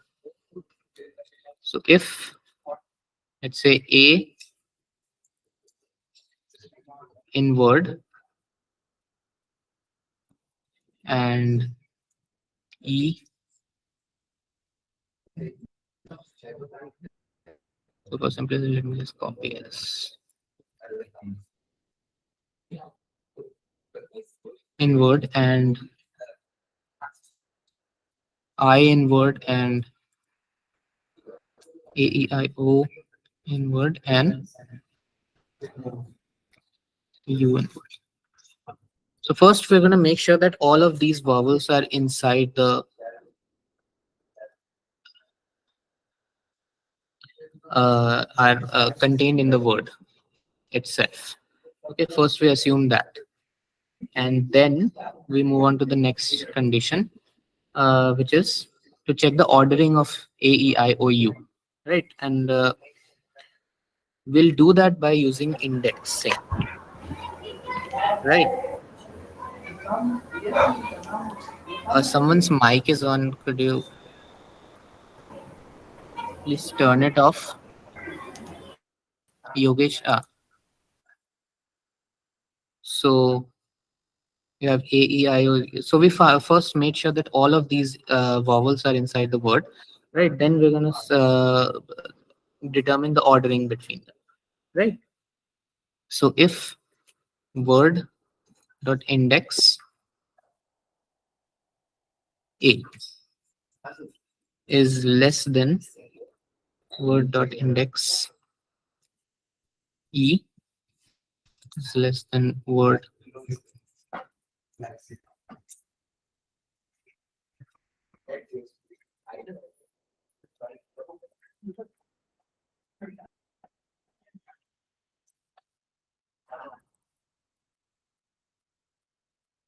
U.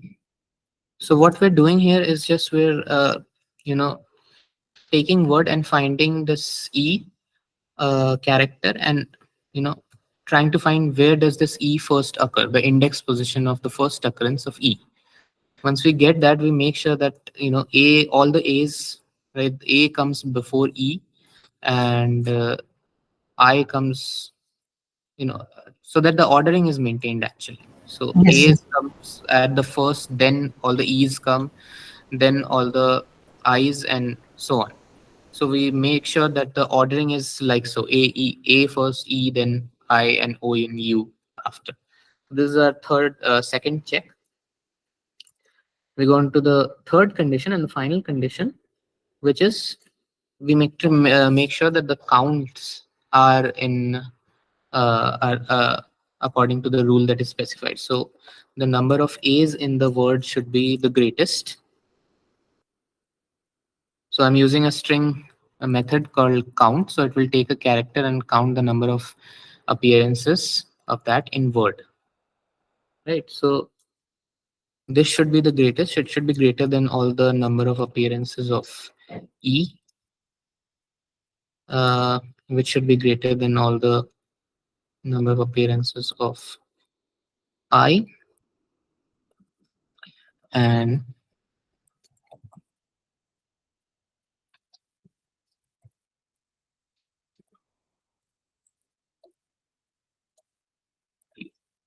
so we make sure that A has the number of appearances of A in the word string should be the greatest, E should be the second largest, I should be the third, O should be the fourth, and the least number of occurrences should be of U.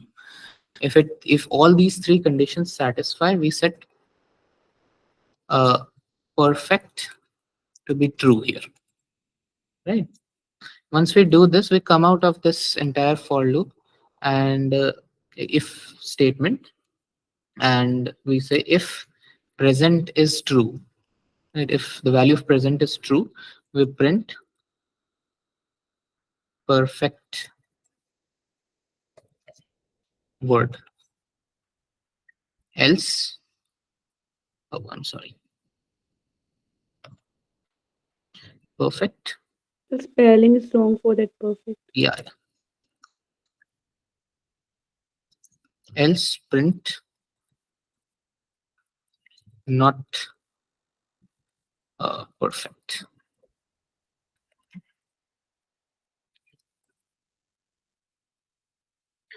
So this is the solution. Does anyone have any doubts? So So why the is it? method, the method we use for finding the index dot index, if there are multiple a's in the word, then it will store the index of last a or the first a. The first appearing A. Okay. Okay. Anyone else? So why have you enclosed perfect with the parenthesis? It's important. Which one? Over here? Yeah, sir. So it's kind of optional in Python. So I kind of code in other languages too. So in those languages, it's mandatory, but in Python, it's completely optional. So you Okay. can go do away with these parentheses as well. Sir, can you please paste this code in chat? Yeah, sure.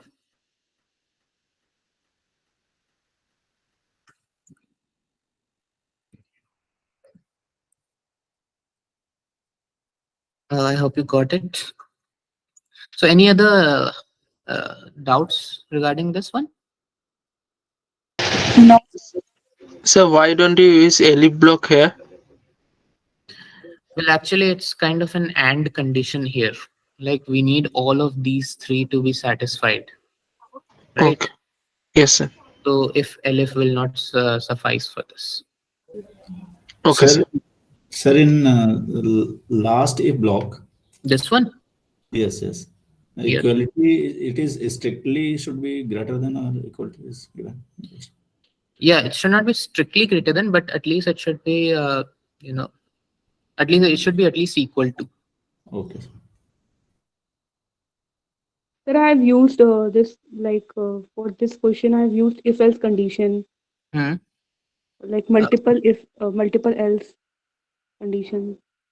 Multiple else. You can't Yeah, do if multiple else. like multiple if else conditions. So after every if, like instead of printing perfect, like you've taken a flag value, no perfect. Yeah, I've, yeah. I've used like after first if else condition, second and third. So it's fine, no, sir. Um, Actually, it may cause a problem. Like for example, one of these conditions may satisfy, the other may not satisfy. For that, the perfect's value will keep changing. So at the end, may perfect may be true when it actually should be false. So uh, that is why we need all these conditions to satisfy.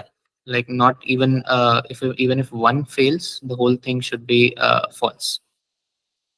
So if you separate it into multiple if else statements, uh, I don't think the correctness will be guaranteed for the procedure. So but the all test cases are passed. So can you paste that code? Which one? My code, like that if else one. Do you have it in the chat? No, can I paste it, sir? Over here in the, so you can put it in the chat box and I'll try it out. No problems. Okay, sir. Sir, we can use this else if condition for or statements. No, you see, all of these conditions should be ANDed together. Means they should all, be evaluated to true. So if we do or here, then we could get wrong answers. We are not. I'm not talking about this condition. Okay. I am talking about other situation where or condition is given this or this or this. Okay, so where There can can we? we use either of these three condition? Can we use that else if condition there? Uh,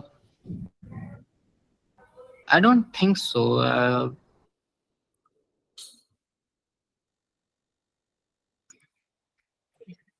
No, I don't think so actually. We can't because we're doing it. Then, sir, how to go about that? That where should we use if and where Is it always safe to use if condition only? No, you have to check. It is based on the case by case. It depends on the case actually, right? You need to determine what you need, kind of like it's like That if is statement only is not a like a one well. solution for all problems. So what is the difference between a an elif block and if in a loop of if? If loop, actually if statement, if you look at if statement, it just what it does is allows the program to make decisions. If a certain condition is true, you know you do this, like if it's raining we play football, if it's sunny we play cricket, kind of like that, right? So in elif block, if the first uh, before the elif block there is a if statement. If Yeah. that if statement is correct, then elif block will execute. So And here if is also the if in a loop of if state if code, hmm. so it execute the same option, So no? if you want me to put here an if an elif block will, are you asking whether it will execute? Yes, sir. No, actually, what we want is, as I said before, that we want all of these conditions to be true. Like if elif will not, will not be able to ensure that all of these are working fine. All of these should are satisfied at the same time. So if uh, before the elif block, if the if statement is not correct, means if block is not executed, then the code will not execute after if block. It will not enter in the elif block, no? So if the if statement gets executed, right, the condition in the if statement is true, True. then we'll enter the if block, Elif. yes, and then the elif block will not get executed at all. So Okay. let me say that we have if, right, some condition here, Yes, sir. some condition here, and then we have elif, some condition here, Yes. and then we have else, right? So Yes. what happens is that only one of these three statements will get executed, right? If the condition here is true, then only the if statement will get executed. If elif, if is false, Okay. right? Oh, I'm sorry.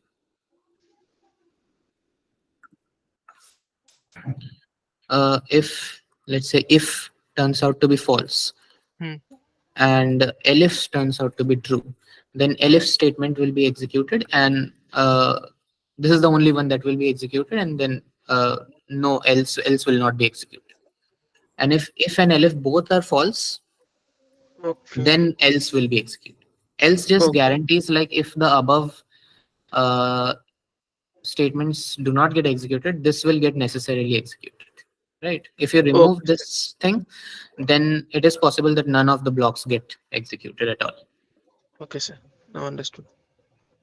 So Yeah. if perfect colon takes the value which is set at the beginning, or the what value which is at the last, like Sorry, I did not get your question. Perfect colon.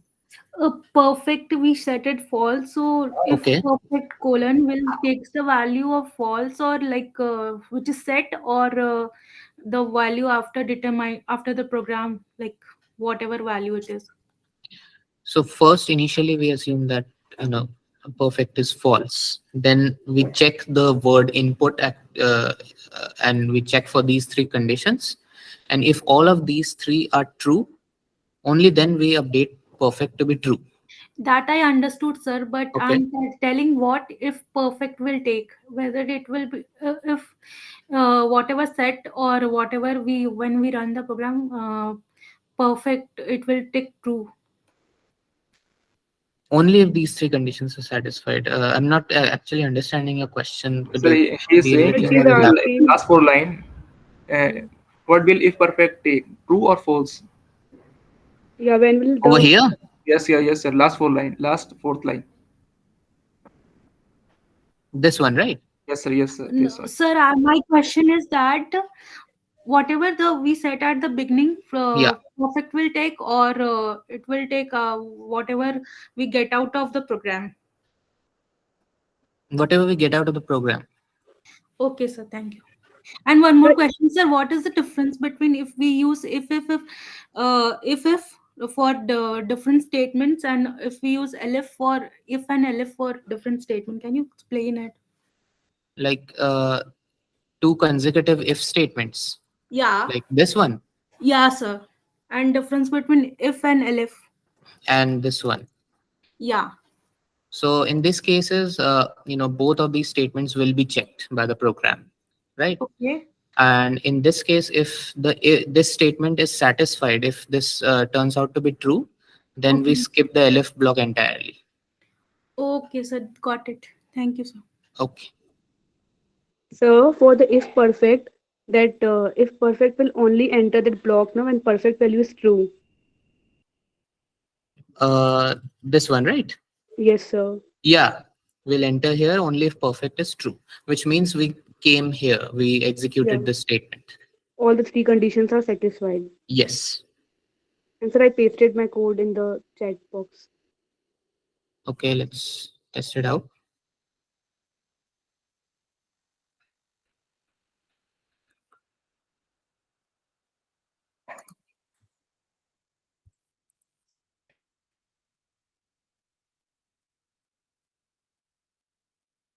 So you're doing it to take the input. If A and we are ensuring that all the vowels are in the word, and then you are doing. So actually, it's not a perfect. Yeah, this will work definitely. Yeah, this will work. You're not using a flag, but this will work. Yes, Just sir. we're just in this one, we're just reducing some redundancy that you're printing. It's not a perfect word like 3 times here. Yeah, it's little complicated, mine one. It's just a little bit repetition here in programming. Repetition is something that we need to avoid at try our best to avoid. So that is why that's the only thing about it. It's a little design related thing, that's all. But Excuse it me. will work, it is correct. Yeah. Sir, can you please show me the code of the previous question that you have written? PPA 13. Yes, sir. Can you, sir, Yeah. zoom in this, please?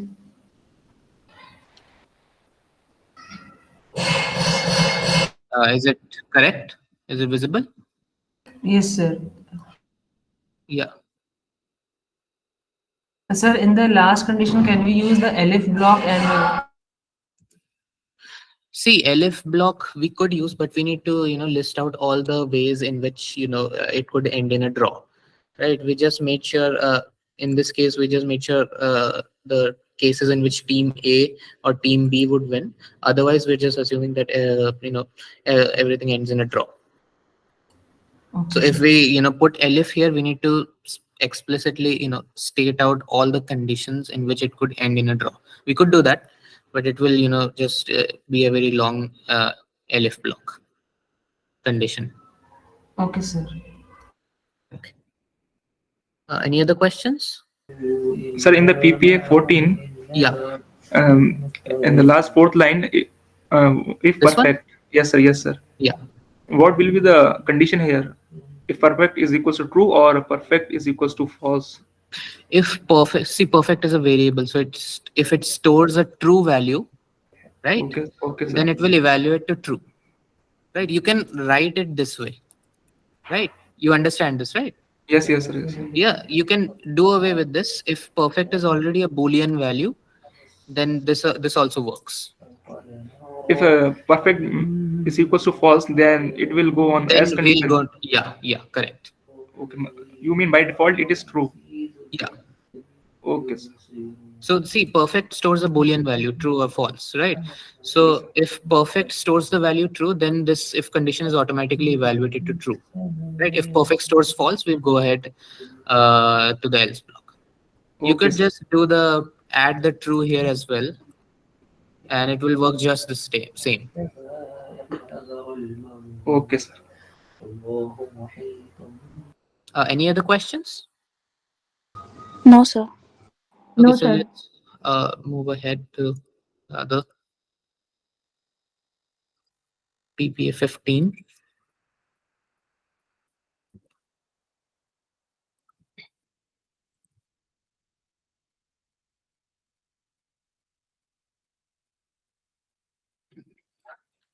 So accept 4 integers as input and write a program to print these integers in non-decreasing order. So in a way, it says just print them in ascending order, right? So let's say I have numbers like I accept 3, 4, or let's say 3, 5, 3, 4, 6. I just need to print it in 3, 4, 5, 6, like so. Right, and it says non-decreasing. Let's say I have 2 4s here, so we'll just have 3, 4, 4, 5, like so. The output will be like so. Okay, so uh, let's start. So A is int of input. So let me just copy this portion.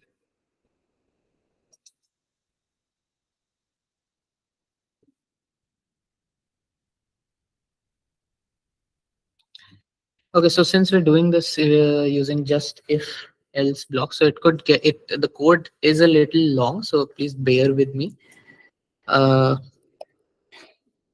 if A, so first what we're going to check is we're going to determine a smallest integer, and then we're going to work our way like so. So first of all, we're going to assume that if A is the smallest of all the 4 integers, A is less than B, and A is less than equal to C, and A is less than equal to D. Right, if this is the case, right, then we need to determine which is the next smallest, the second smallest number, right? So another if block, and we're going to assume now that if B is the smallest, like B is smaller than C and B is smaller than D, right? And now we're going to look for the third smallest. So if C is now, let's say C is smaller than D, then we know the order now, right? A is the smallest, B is the second largest, then C, then D. So we just print that A, comma, B, comma, C, comma, D, right? Now, if C is, greater than D, right, then we handle that case here too. A's and B's position remain the same. It's just D and C flip positions. Okay, so this is the first case. Right. Now let's assume that B was not the second smallest integer. Right. A is still the smallest of all, but B is not the second smallest. Let's say it's now C. So elif C is smaller than B now, and C is smaller than D. Right. If this is the case, then let's determine now the third smallest integer. Let's say it's B is less than D. So again, we know the order. We print out the smallest is still A. Second smallest is now C, which we determined in this in this elif block here. And the third small, Sir, yeah. sir, can you explain this elif block once again, sir? This one? Elif block, sir. Yes, sir. So what we're saying that if C is the second smallest of the 4 integers, okay, we're determining that. Okay. Is that clear? Yes, sir. Okay. So A was the smallest, then we said that C was the second smallest. In here, we determined that B is the third smallest and D is the last. Right? If this if condition is not true, then we just say that we say A and C remain in their positions. We just flip the positions of B and D. Right? Now let's say now if even C is not the second smallest integer. Now the remaining one is now D, right? We did stuff with the B and now we did C. Now it's time to it's time with D, right? So I'm going to put an else block here because uh, the option choice is obvious here. So now again we need to determine the third smallest of all. So the remaining numbers are B and C. So if B is smaller than C, we print out A, which is the smallest, D, which is the second smallest, B, and C. Else, again we print out A, comma D, comma C, comma B. Right. So this is assuming that uh, A is the smallest of the integers. Right. We need to do the same thing now for by assuming that B is now the smallest integer. Right. So we come out of this thing, we continue from here. So this is the if block, and its corresponding elif block is this one.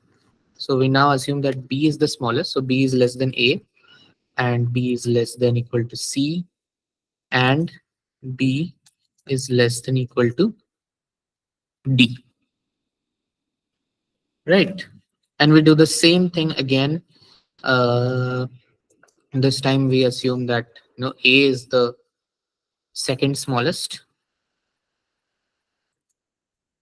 and A is less than equal to D. If C is less than equal to D, we print. Now B is the smallest, A is the second smallest, C is the third, and D. Right? If the above if statement is false, then we flip the C and the D. C. Right? And I'll say now assume that A is not the second, but whereas it is C now. So C is less than equal to A, and C is less than equal to D. I hope I'm. It's not very confusing. It's a little confusing with the if-else statement. Does anyone have any questions? No, sir, it's clear. Okay. Please stop me if you have any doubt. Sir, I have a question. Yeah. So for the first condition, if A is less than or equal to 1, you have Which not one? checked. This one? No, sir. Like, sir, This one? else. No, sir. Else. Sir, please below it. One more. One more, sir. Sir, the else one. Else block. Else. This one or Sir, below it. The yeah, sir. This else below it. Yeah. So why you have okay. not? See if you look here, where this else one is in the second layer, right? So first we are assuming that B is the second smallest integer, right? And then we're assuming that C is the second smallest integer, right? So if B is not the second smallest and C is not the second smallest, it's pretty clear that D, that the remaining integer, is the second smallest. So that is why I've put an else here. I could put an elif here as well, but since the answer is pretty clear, we know that it's D that's the second smallest, so I've put an else here. Okay, sir. Okay. So I was in. So A was the second smallest here. So put in a elif here. So we assume now the C is the second smallest. So if so B is the smallest, is so A is less than equal to D. Print B comma C comma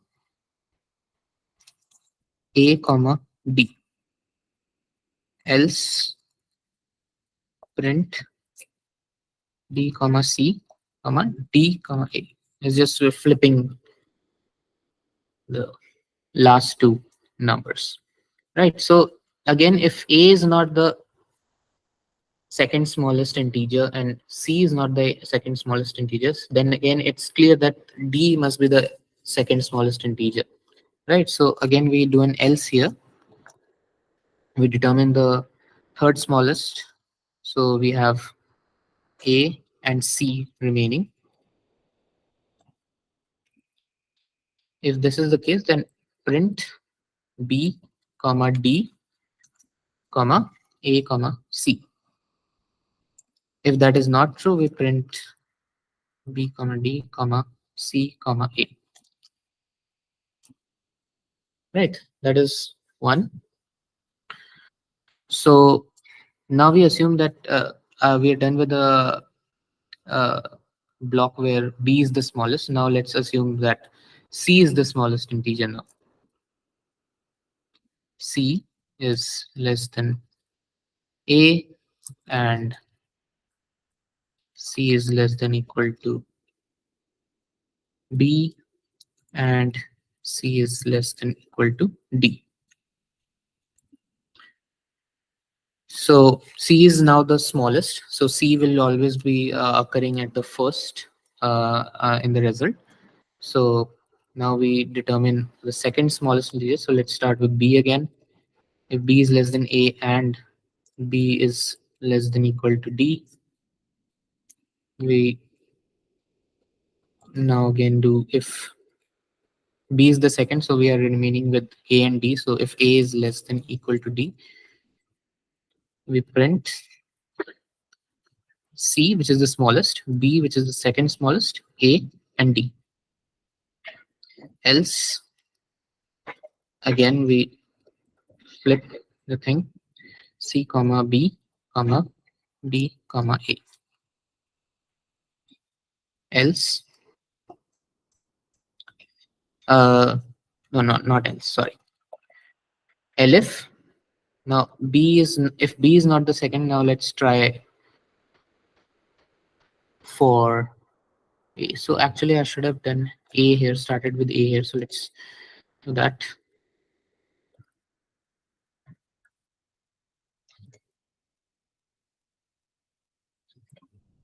If B is less than D, we do B.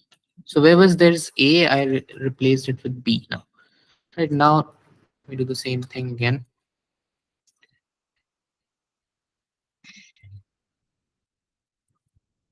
Sir, in the above print statement, you didn't change the B thing to A. Oh, sorry about that. Sorry about that.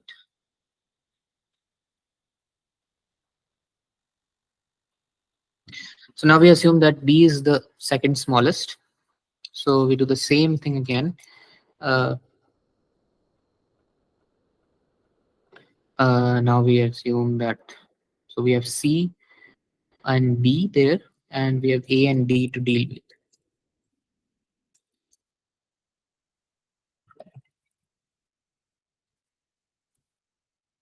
B comma A comma D.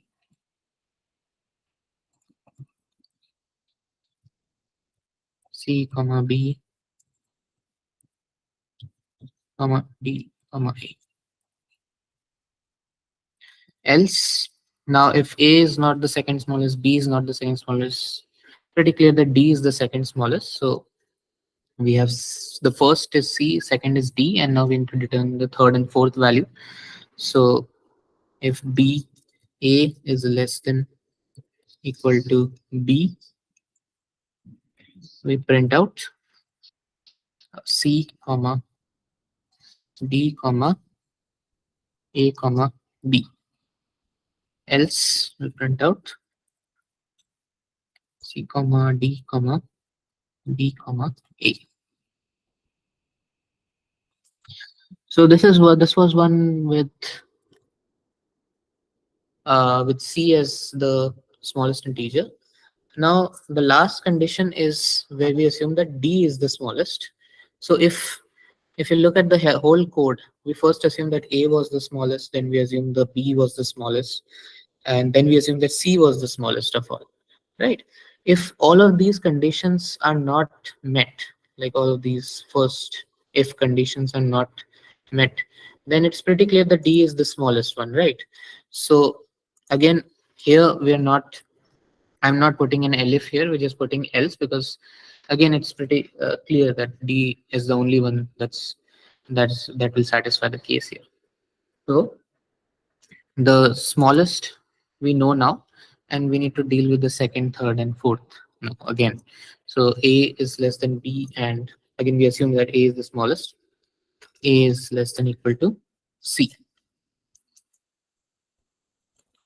If B is less than equal to C, we print D, comma A, comma B, comma C. Else we print D, comma A, comma C, comma B.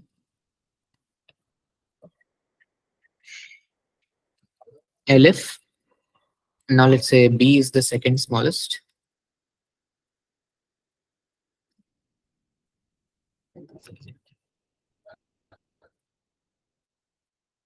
If A is less than equal to C, print comma B, comma A, comma C. Else print D, comma B, comma C, comma A.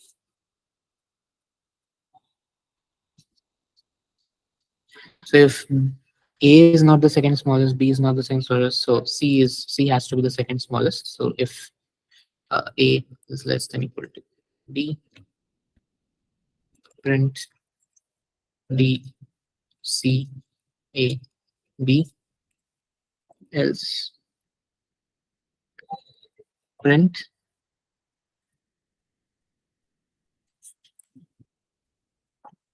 D, comma C, comma B, comma A. So this is the kind of the algorithm. It's pretty long because we're doing it with just, if statements. If we had like access to a sorting algorithm, then it would be fairly easy, just one line of code. Right? But since we're doing it with if statement, it's this long. So is there any alternate way to do this Yeah, question? definitely. I said there's an like there's algorithms, ways to do this, like linear search and binary, sorting algorithms, sorry, which you will learn in the coming weeks. So that is much easier. There's also a function called sorted, and there is a sort method here, dot sort method, which actually takes a list and sorts it. So if we take these four numbers and put them in a like a list, right, and pass it into these functions, it will sort it. So like it will just be a case for just 2 or 3 lines of code, that's all. But since we're doing this with if and else, so that is why it's taking so long. It's very long and confusing as well.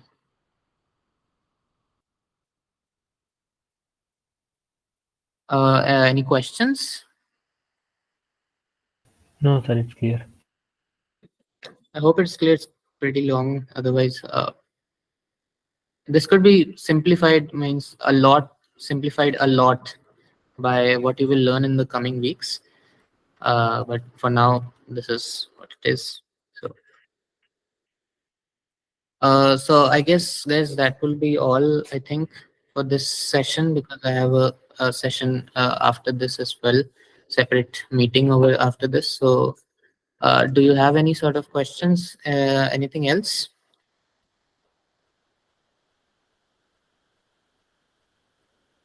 Yes, sir, from practice assignment. Uh, okay, let me try it. Which one is it? Question number 7.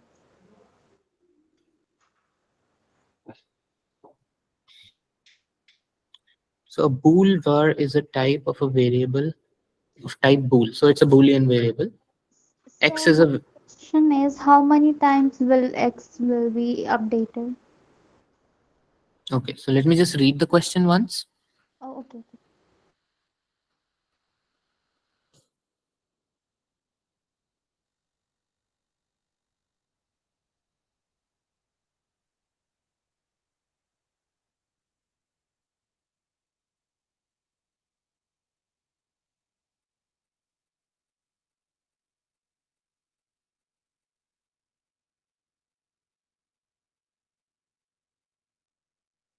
So if like boolvar's original value is like false, right?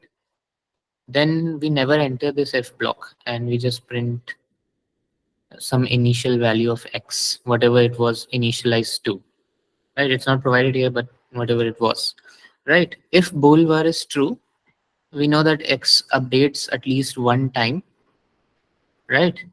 And then it Yes, sir. turns to false. We update the bool. So if it was true here, then it becomes false here. We don't enter here. We enter this else block, and it's decremented here. So it kind of updates two times. So either it updates 0 times or 2 times, depending on the initial value of boolvar.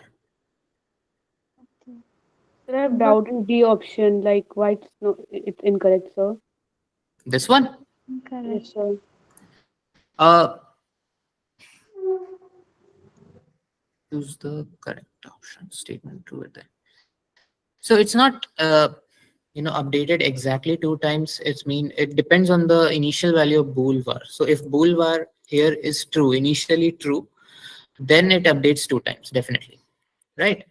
If boolvar is false to begin with, it does not update. We just print x. We come here. This is false. We just come here and print x. So it does not get updated at all. Okay, so either it's updated or exactly 2 times or it's not updated. At all. Yeah, so that's why it's wrong. Yeah. And sir, I have doubt from week 1 GRPA. Okay. I GRPA don't have 4, much sir. time left, so I hope. Which Fourth, one? sir. Fourth. GRPA 4. TRPA 4. Assume that's. Oh, this is the one, right? No, sir, it's not. Accept 5 words. Which one is it? Uh, just a second, sir.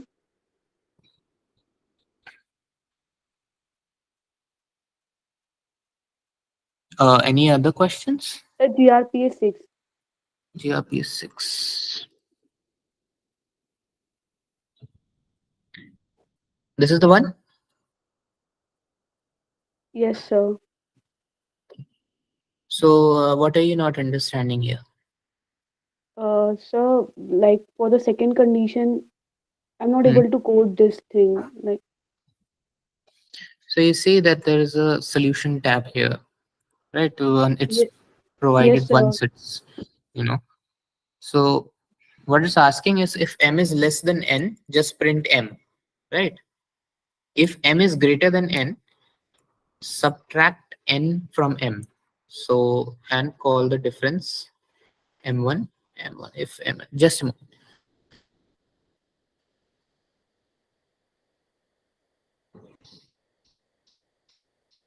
So basically saying that, uh, if m is greater than or equal to n, so we need to keep subtracting n from m until like the difference is less than n, right? So we do that. So that's kind of like a definition of division. So you have a number, let's say over here. So I come here. Uh, so if you have like 15, let's say m is 15, right? And n equal to 3. So just keep subtracting 3 from 15 until, uh, so first time we subtract 3 from 15, it becomes like 12, then it becomes 9. So we keep subtracting until until the result, the difference turns out to be less than 3, right? So like now it's 6, then 3, and then it goes 0, right? At this point, we can't no longer subtract. So it's kind of like, if you look at it, and the question is asking that you have to print the value of mk's output. Sir, my question is then how that solution code it's print m modulus n will be the solution for this. Yeah, just a moment.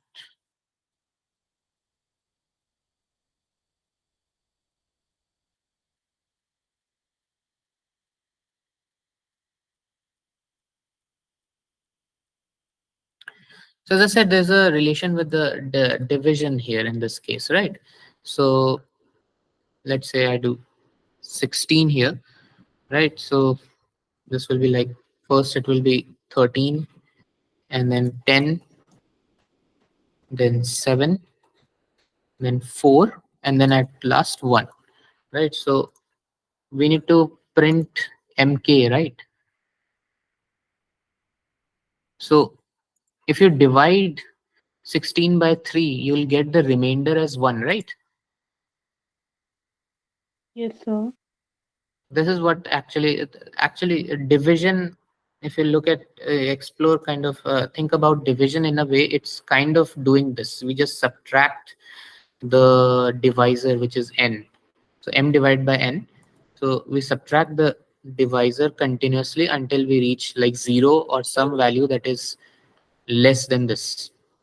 So that is kind of, if you think about division a bit, you will find that this is exactly the case, right? So the end, so we stop when the kind of the a number, that a resultant number is less than this n, right? And that number becomes the remainder.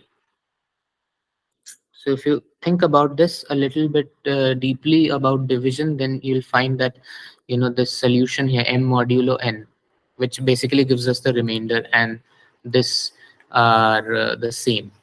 So Oh, sir, so after like 16 mod 3 is giving us 1, hmm, which is the remainder, and after the continuous subtraction, hmm, uh, we are getting the 1. So that's why related to each other.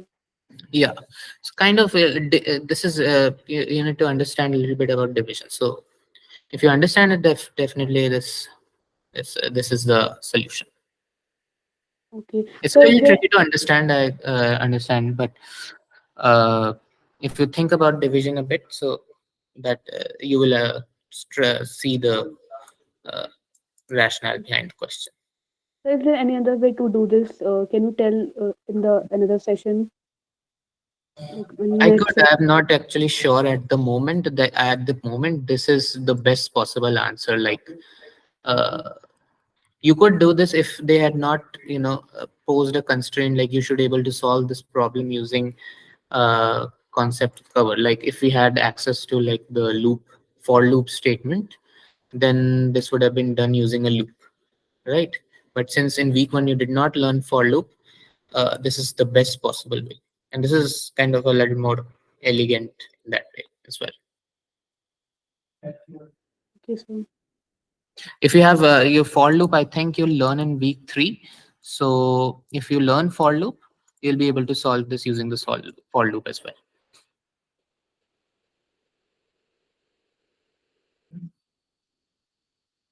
Are there any questions else?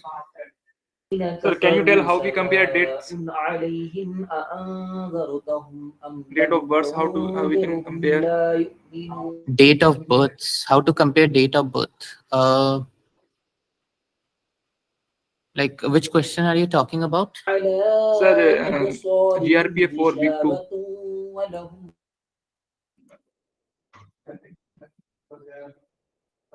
Uh,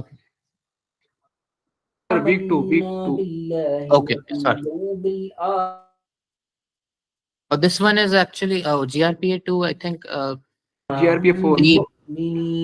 I think date is not passed, so I can't answer this at the moment. Sir, well, I want to know how we can compare dates of birth. I don't want solution. What is Uh, the way to compare date of birth of given out inputs? Sir, firstly year wise, then month wise, then day wise. yeah, you can do that way. So actually, I'm late for another meeting, so I'll have to end this meeting currently right now. So I hope that is okay. Uh, can you give the access to all for this collab thing? Because if you don't give, I won't be able to access. Uh, sure. Actually, I'll right now. I'll do that right now.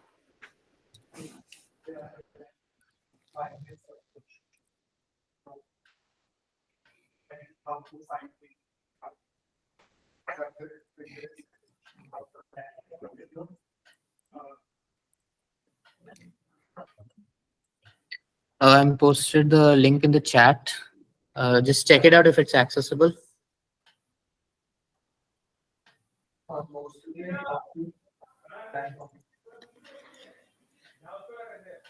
Uh, yes, sir. Thank you, sir. Okay. So I'll take a leave now because I'm late for another meeting. So thank you all for attending the session. Thank you, sir. Okay. Thank you, sir.